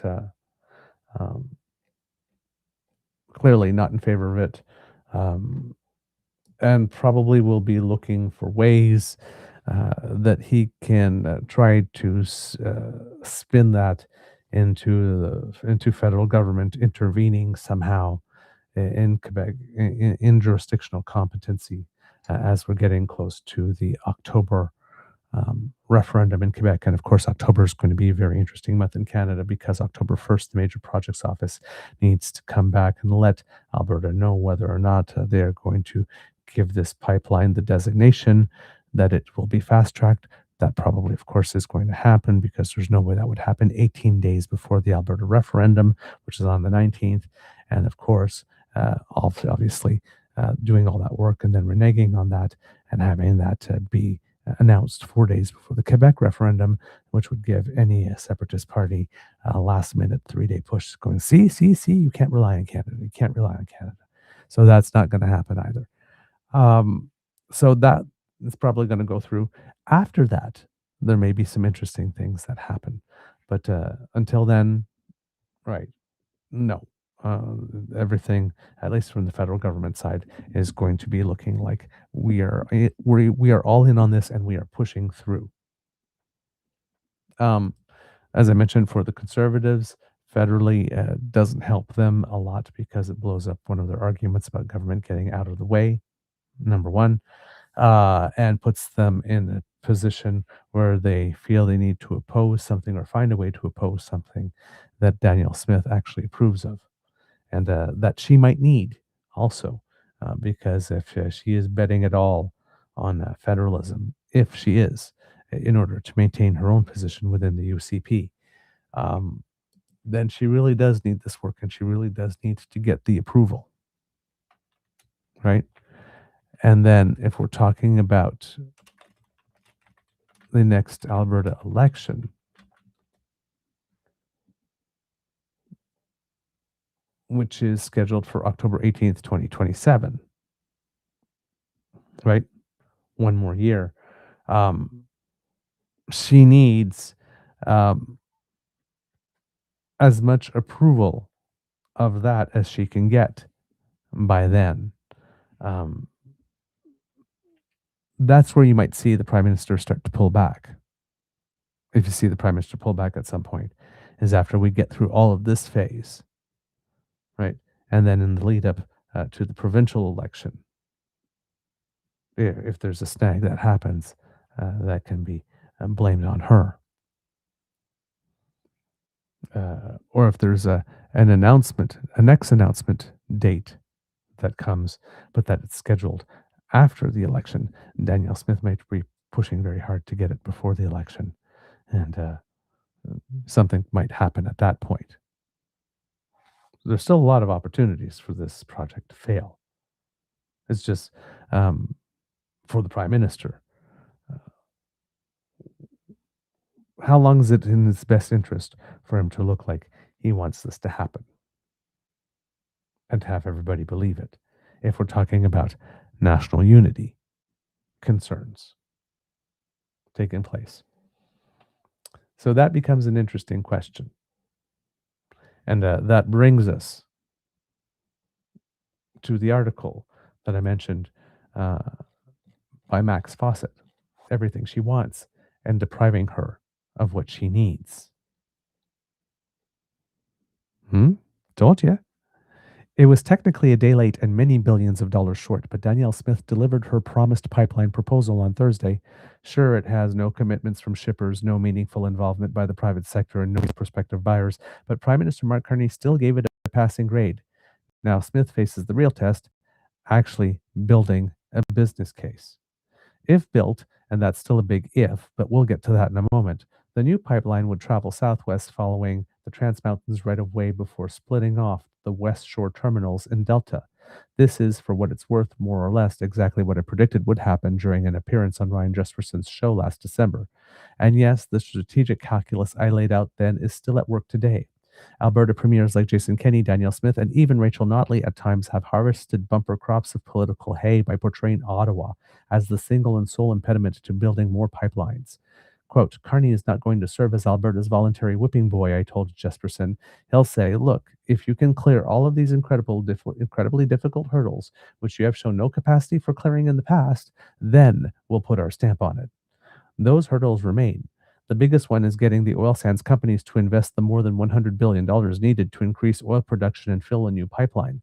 Remember, the existing Trans Mountain Line and Enbridge's main artery to the United States are in the process of being expanded by nearly 1 million additional barrels, which is more than enough to handle the projected production growth out to 2035. That's not just me saying that either. It's industry insiders like Heather Exner-Pirotte and former Kinder Morgan Canada CEO Ian Anderson, along with the Alberta Energy Regulator's official forecast. Those predictions all predate the impact of the war in Iran, which has sharply curtailed China's oil demand, driven EV adoption rates through the roof across Asia and the developing world, and reminded the countries that rely on oil imports, which is to say nearly all of them, of the pressing need to reduce that reliance.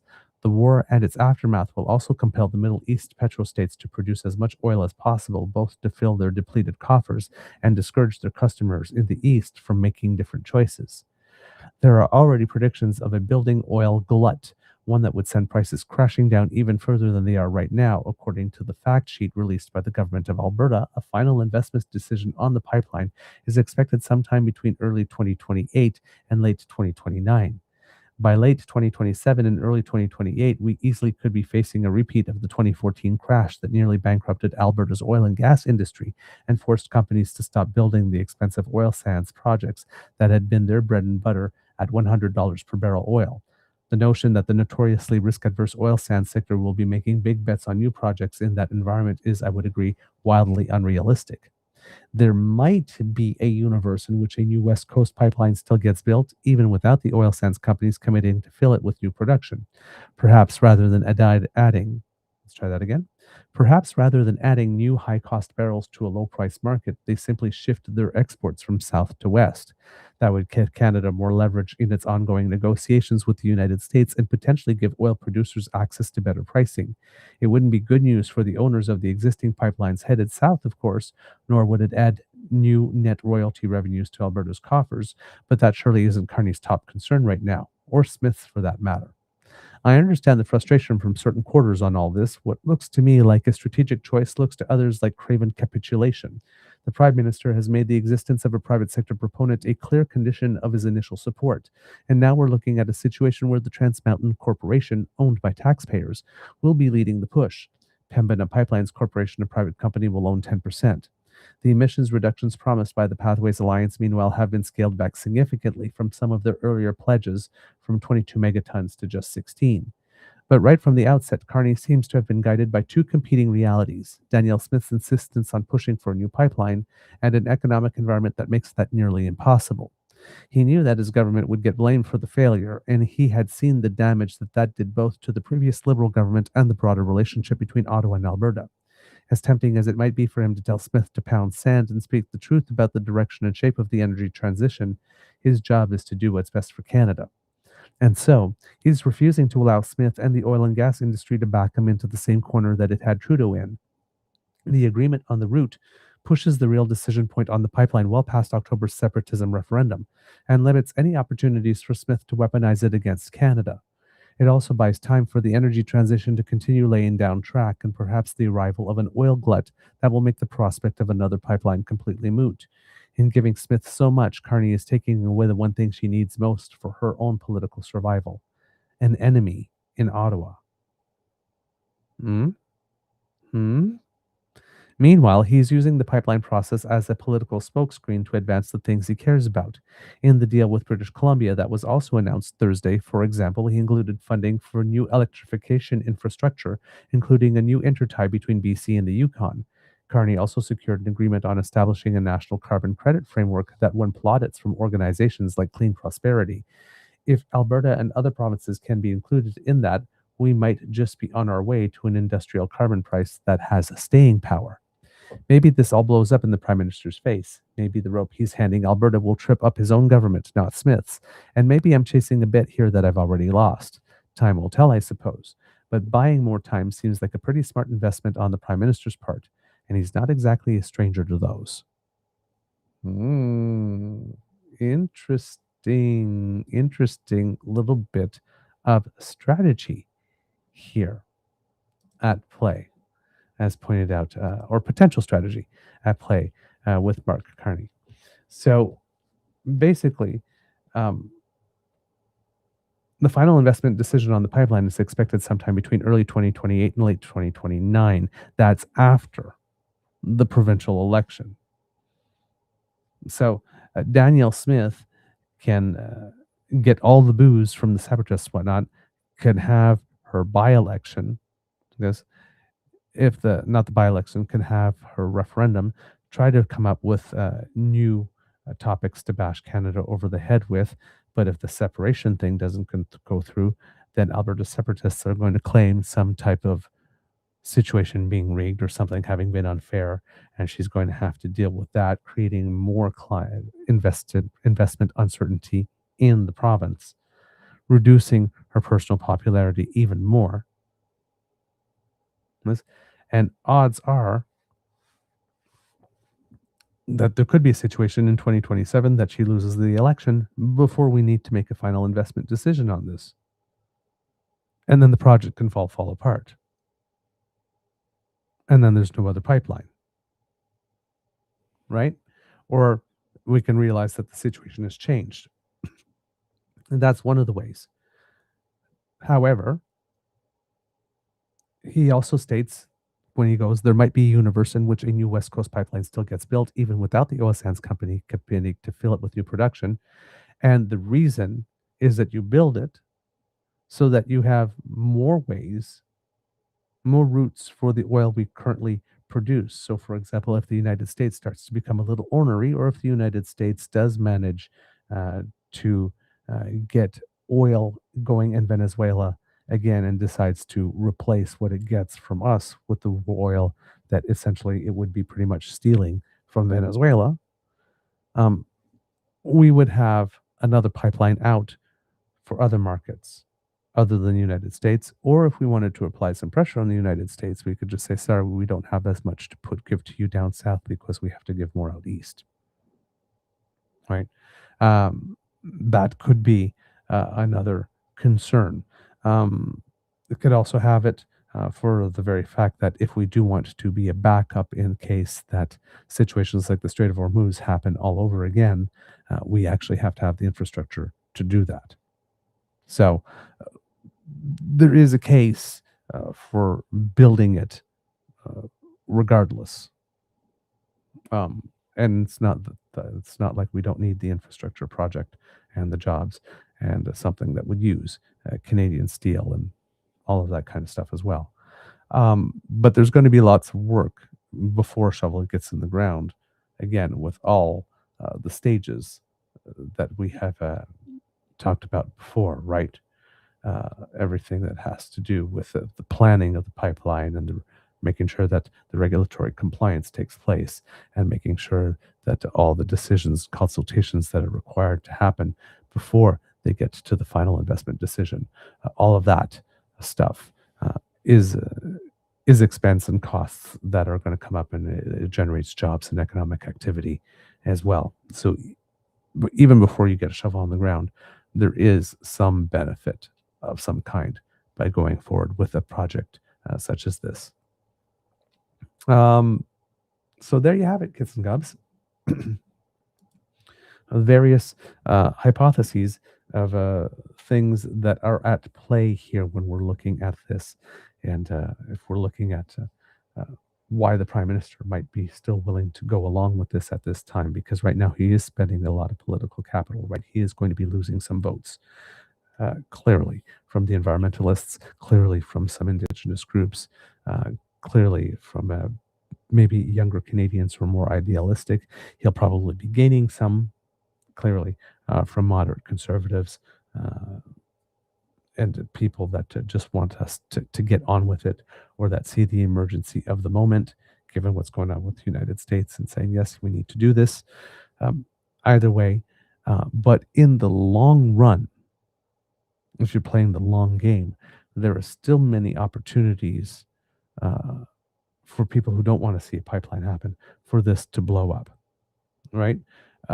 If we're looking at somebody who's got major considerations, not just to pipeline or not to pipeline, right? There's the pipeline as it gives us leverage in our discussions with the United States. We've got other people who want our stuff if you don't want it, and we are actively look at all the stuff that we're doing to make sure that we actually get a pipeline built to the West Coast because they want it so bad, and we want to give it to them so bad. So maybe you would like to check yourselves before you say we don't have anything that you need, or you try to break us, right? And again, future options. Right? You don't want as much of our oil anymore? Okay, great. Well, that's fine. We have, fortunately, in the meantime, we've given ourselves the means to send it to other markets, right? Or even as a pressure play. Oh, yeah, you want to be like that? Okay, well, sorry. The next 40,000 barrels that we have coming on are all spoken for, and none can go to you. we're sorry about that, right? All of this stuff can happen. But basically, with the expansion projects that are already planned in this one, we are planning for an expansion of an extra 1 million. Is it 1 million? I don't remember. But a certain amount of barrels per day capacity, right? Uh, and we're basically doubling that.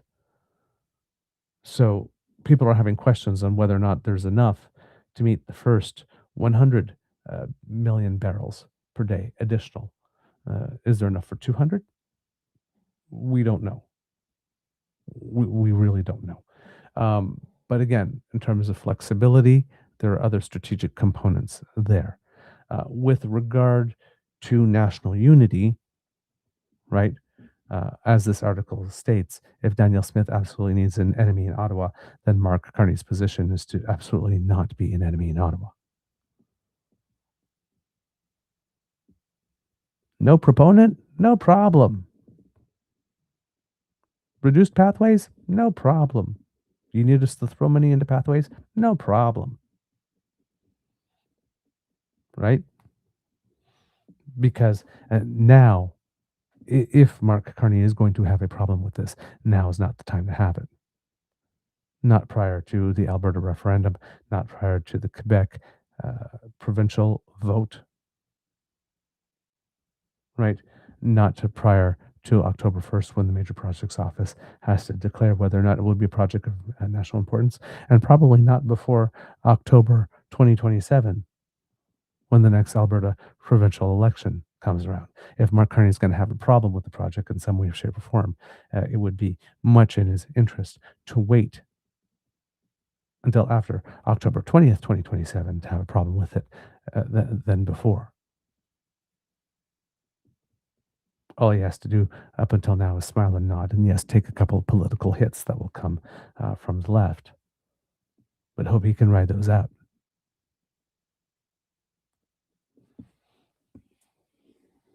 So yeah, um, interesting. And then in terms of just pure economic and diversification play, if he does want us to be an energy superpower and does want us to have the option to sell to more markets, if he does have data that seems to indicate that um, it depends where you're getting your forecasts from, and if you're watching energy media, you're realizing that Markham Hislop is not a big fan of the major data point that the Canadian government seems to be using, which is data from OPEC. He's looking a bit broader. Um, but there have been some recent changes in forecasts from the IEA, which we mentioned, remember. Its president had come to Canada twice over the past few months and saying, there's an opportunity for you, Canada, but you got to go now, like right now. Um,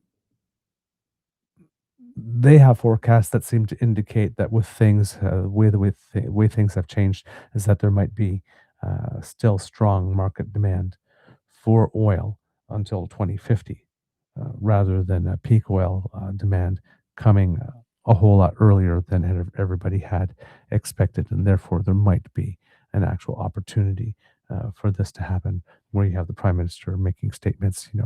We don't know exactly when we're going to hit peak oil and when this demand from oil is going to start reducing. But until such time as it does, as much of that oil should be oil that comes from Canada, right? Um, which is a sentence that probably would have been very, very comfortable in Stephen Harper's mouth as well. Um, but yes, that is sort of the objective there. So in terms of economic diversification, not sure how much more of the spread between the oil prices there would be if we were able to build a second one. Don't know if much of that has already been used, has been gained. There might be a nominal difference, additional difference, but that's probably not where a lot of the revenue will come this time around. But having the first one, we closed that gap significantly. Um, but like I said, having more choices is definitely not a bad thing for us if we're looking at our future. economic development, especially if there is an extension in the time uh, it will take for us to reach that peak oil moment. All right, kids and cubs, I think that is all I have for this. Just going to take a look here. Yeah, let's see here.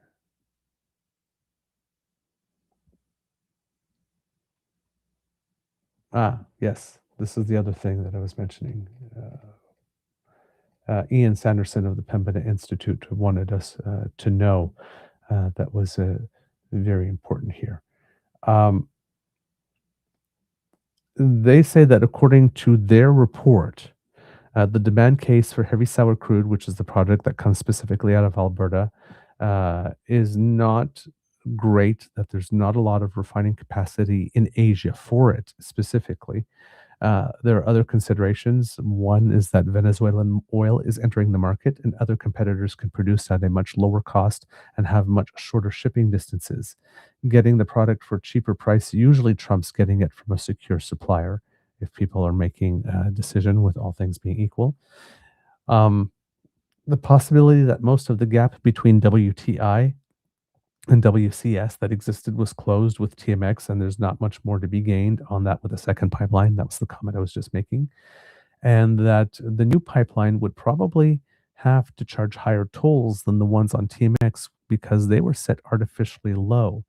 So it appears that with a TMX, something you might not know is that we are subsidizing the industry currently as well by covering part of their tolls to ship their own product across it. Yeah. Did you know that?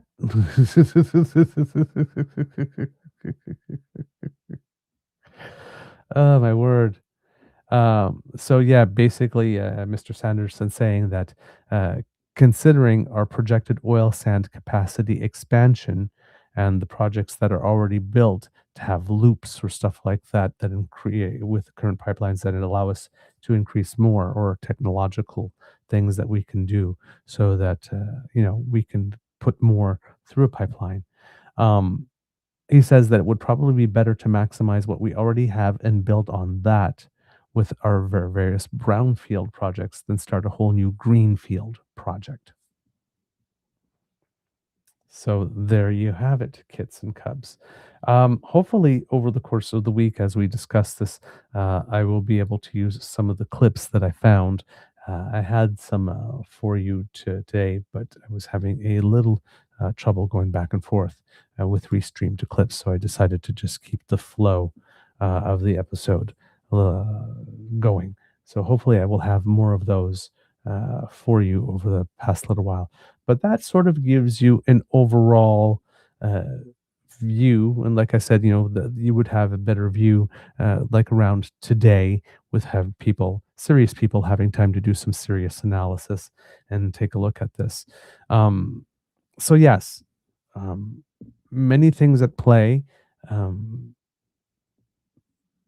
some very cagey decision making if we layer on all the political stuff about national unity, how to give Danielle Smith rope without necessarily completely selling out, what which political calculus is happening, the prime minister willing to take a hit now on approving something that doesn't have a proponent, rather than making the choice to cancel this now, and and having to deal with all the hackle that would raise up at this particular moment, considering where we are in time. Also, consideration is, do we want to pick this fight with Alberta right now as we're trying to settle a deal on Kuzma?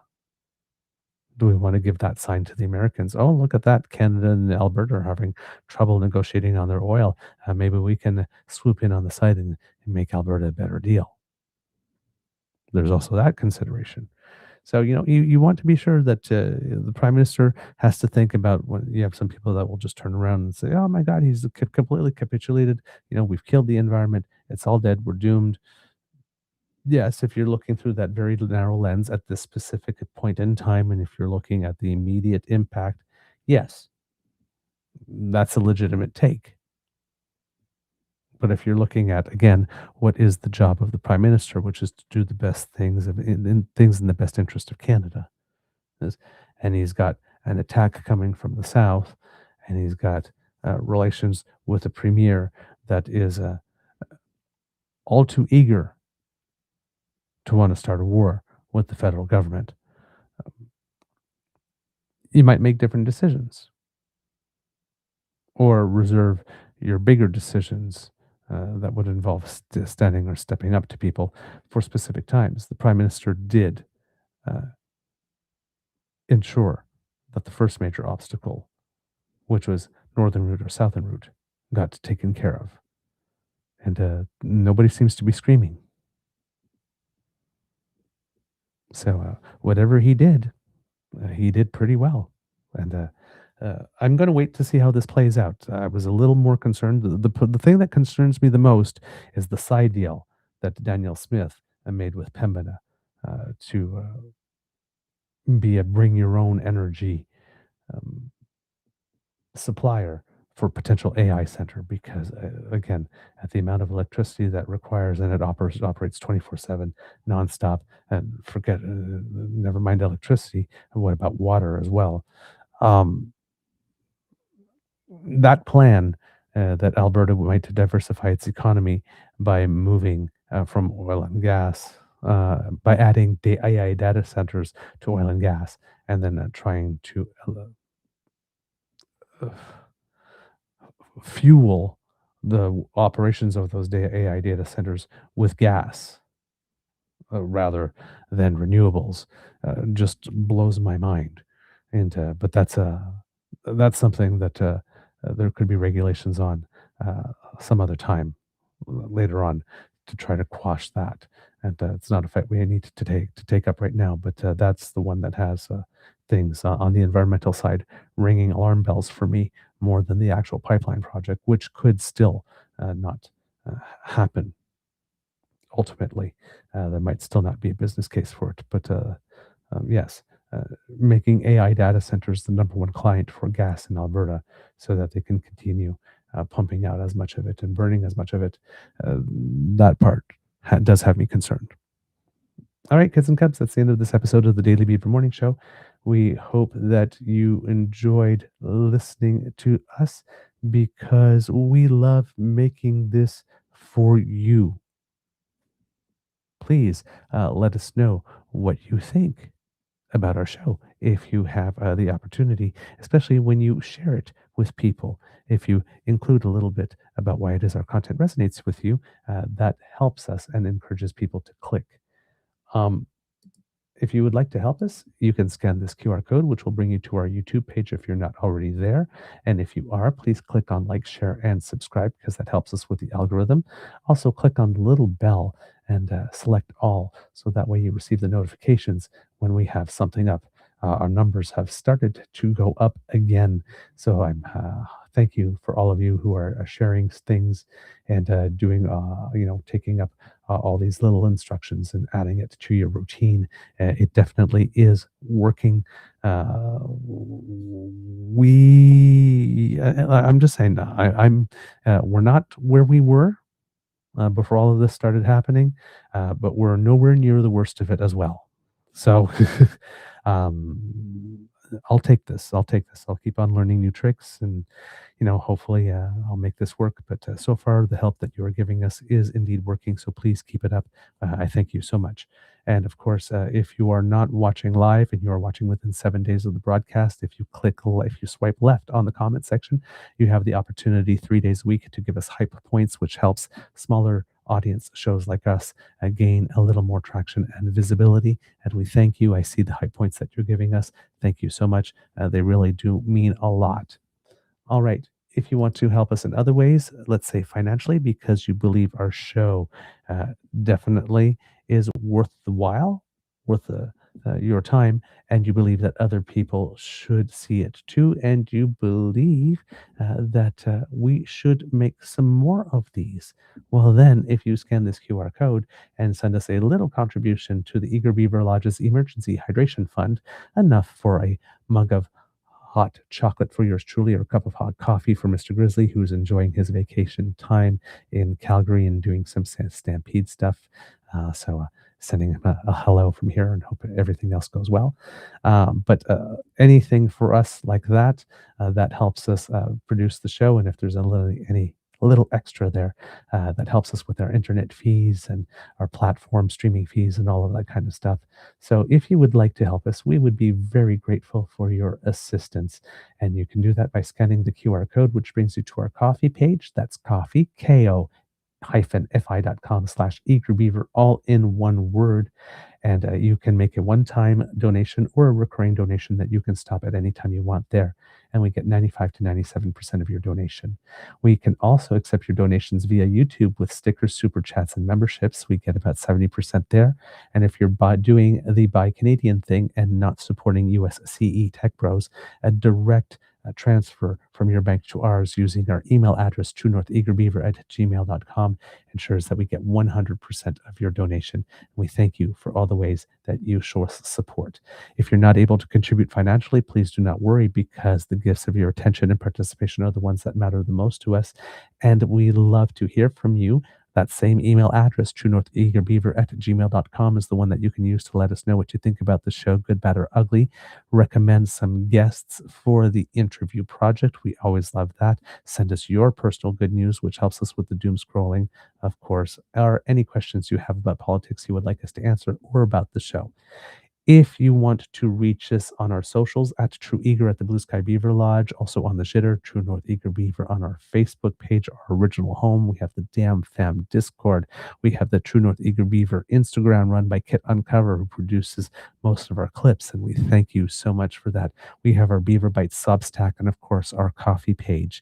So those are all places you can go to keep up with what we're doing. We do read everything that you write, and we're not able to respond to everyone, but everything you read, everything that you write to us and send to us or donate to us goes back into the show and make it better.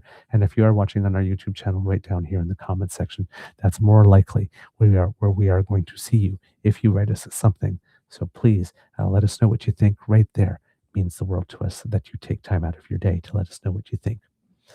All right, kids and cubs, let's see, because democracy is something that you do. We still have one of our petitions out there that is keeping on going until later this month, and it is House of Commons petition E7395 that goes till July 30th and is very basically stating that Parliament should stop funding Stornoway as a residence for the leader of the opposition.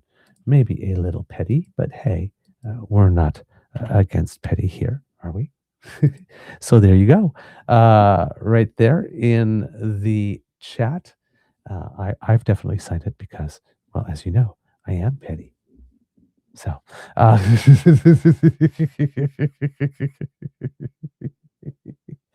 oh boy, oh boy, oh boy. I love it. I love it. I love it. I love it. Oh, Kit Vancouver Rain here says, very relaxing news. Thanks from, and I'm seeing here some pride flags, some trans pride flags, Canadian flag, US flag, Mexico flag, Vancouver near PNE. Oh, yes. Cheers. Thank you so much for joining us, Vancouver Rain. It's nice to have an audience from the West Coast, particularly considering how early it is how early it is over there. And I cannot wait to read the chats today. Oh my God, kids and cubs, you are definitely into it. And I see Kit PNC Bio is with us again today. Hello, nice to see you. Glad that you're here. All right, let's see. That's all I got for the democracy, something that you do portion at the moment. Let's see, what else do we have? Words of wisdom. Yes, that's where I'm at. Words of wisdom. Hey, And you know what? The ride may be over for this World Cup, but it was quite a ride, and we had a good one. And next year we have the women to cheer for because it's the Women's World Cup. So hey, right? Uh, Turn that frown upside down. It's only going to hurt for a little while, and then after that, we'll remember all the good stuff that took place. All the good stuff that took place. All right. It can be a tough world out there. So please be kind to and gentle with yourself. And at the count of three, kids and cubs, may I please have you say, Mr. Beaver, please cue the cock at one, two, and three. Ah, there's the good stuff. I heard you. I heard you loud and clear. You are listening to a True North Eager Beaver Media Incorporated podcast.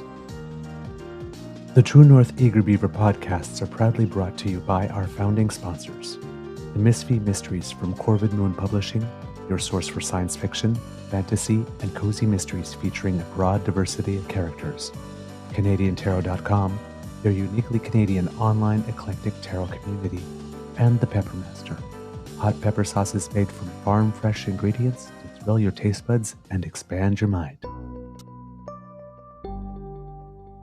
We are grateful to the Crier Media Network for its support, Pete Jarvis for our artwork, and Paul Joseph Something for our opening and closing sequence music.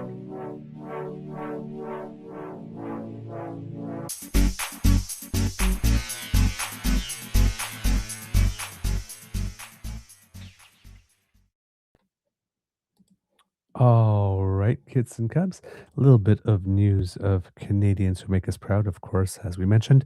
Les Rouges, who played on Saturday at the World Cup to Team Morocco. The final score was 3-0, but it was 1-0 until very late in the game when Team Canada decided that they were going to try to go for a little more in order to score again. And as you know, if you watch hockey, sometimes when you open up the play a little, you open yourselves up to have the play go against you. And that is what kind of happened there. But hey, it was still a fantastic match where Team Canada had even, according to some, outplayed Team Morocco in the first half and deserved to have had a goal, but it did not happen. And of course, Team Morocco, being the superior team, eventually did prevail. However, right, top 16 finish, way above our ranking. We showed the world who we are. And most importantly, when it comes to hosting, we definitely showed the world who we are. We even got some huge praise from Ronaldo when they played their match against Croatia here, which was the final match of the whole World Cup for Canada in terms of matches played on our soil for this tournament. So we definitely did ourselves proud as a team and as a nation and made a lot of happy memories. And we are now a soccer nation, kids and cubs. There's a whole generation of kids. We saw kids on the weekend playing soccer in a parking lot at a grocery store. People are just picking up the game. So, and it's already the most participated in sport in the country. So, hopefully, it will continue to grow as a result of this. There's no reason it should not. So, uh, Les Rouges, no need to hang your head in shame. Alfonso Davies had issued an apology for not playing in the last match. No apologies required. Health comes first all the time. And the time that you did show up to play was the time that you boosted the entire team. And it resulted in some good things happening for us, which allowed us to have that one more match. So, hey, right? It's all good. Big upset yesterday with Norway taking out Brazil. That match between Argentina and Cape Verde was pretty tight for a good long while as well. So there's definitely a lot going on here. Definitely a lot going on. In the field of basketball, kids and cubs, at the World Cup, Team Canada still number one in Pool B with 5 wins and 0 losses, taking on Jamaica today at 7:10 p.m. If anybody is watching that, as well, kids and cubs, in the world of tennis. Felix Auger-Aliassime has won his first three matches at Wimbledon yesterday, requiring a little more work against his first four matches against Alejandro Davidovich Fokina, who's always a bit of a tricky player, very rarely implodes and beats himself. So you have to bring your best, and Auger-Aliassime was able to do it. Next gets the privilege of facing Novak Djokovic in the quarterfinals. Yay!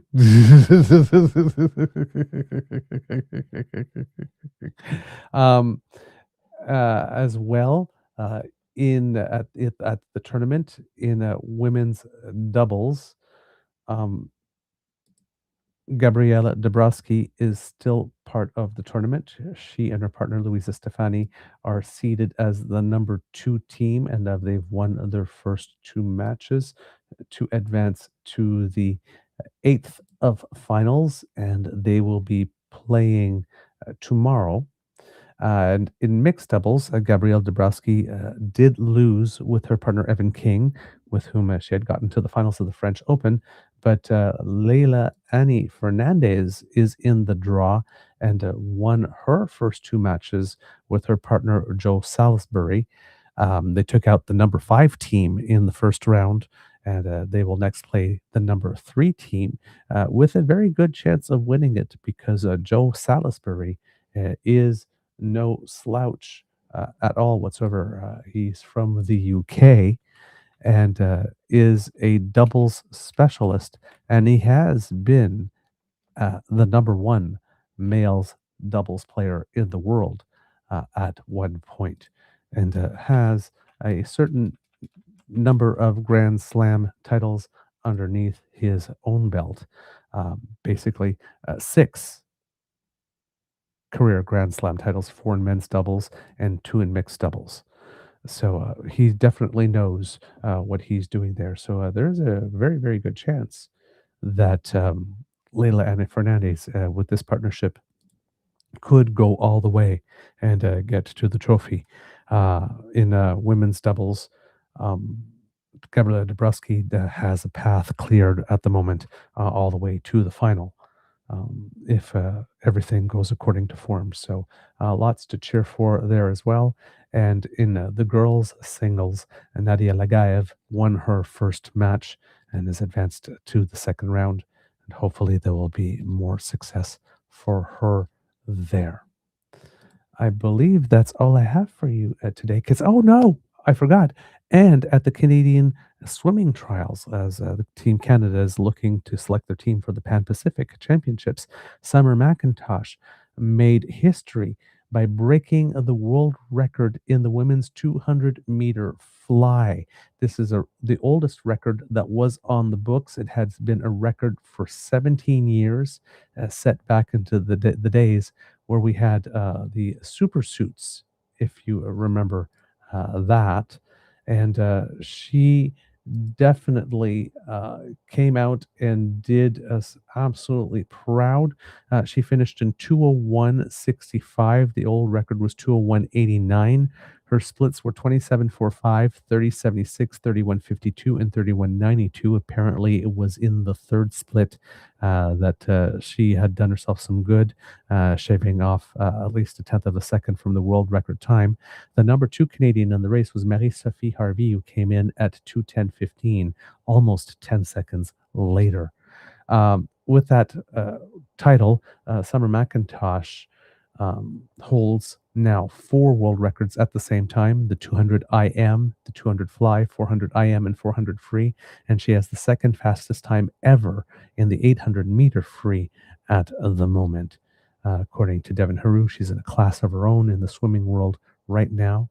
And those were not the only differences or the only records that fell. There were three other records that fell on the first day. Nicolas Guy Turbide broke the record in the 100 back S10 category in 102.42. Nicholas Bennett broke the 100 fly record in the S14 category, 56.85, and Fernando Liu broke the record in the 100 fly, the S10 category, and dropped it to 57.63. And those are our para athletes, of course. So 4 world records broken on the first day of the Canadian trials. So lots to celebrate there. Again, Summer McIntosh, she's just absolutely phenomenal. She decided not to swim the 200 free for the trials so that she could focus all her energy on the 200 fly and getting that record. And she did. And when I mentioned it was the third split, the world record holder, China's Liu Zige's split was 32 in the third split, and Summer McIntosh came in at 31.52, so took out 48 hundredths of a second in an effort where she broke the world record by 24 hundredths of a second. And yeah, so there was a lot of people thinking that that might be a record that never was broken, but Summer McIntosh has done it, proving that she is phenomenal and unstoppable. And she still probably is far from peaked yet. Her coach said that Bob Bowman said still wasn't a perfect race. So he clearly sees an opportunity for her to be able to lower that record even more. And who knows, right? Now that she started off these trials with breaking a record, who knows if she's going to break more? You never know. She might even break some that she owns even more than she's already broken them. You just never know. It's going to be exciting to watch. All right, kids and cubs, that's all I have for you. Amour et bisous.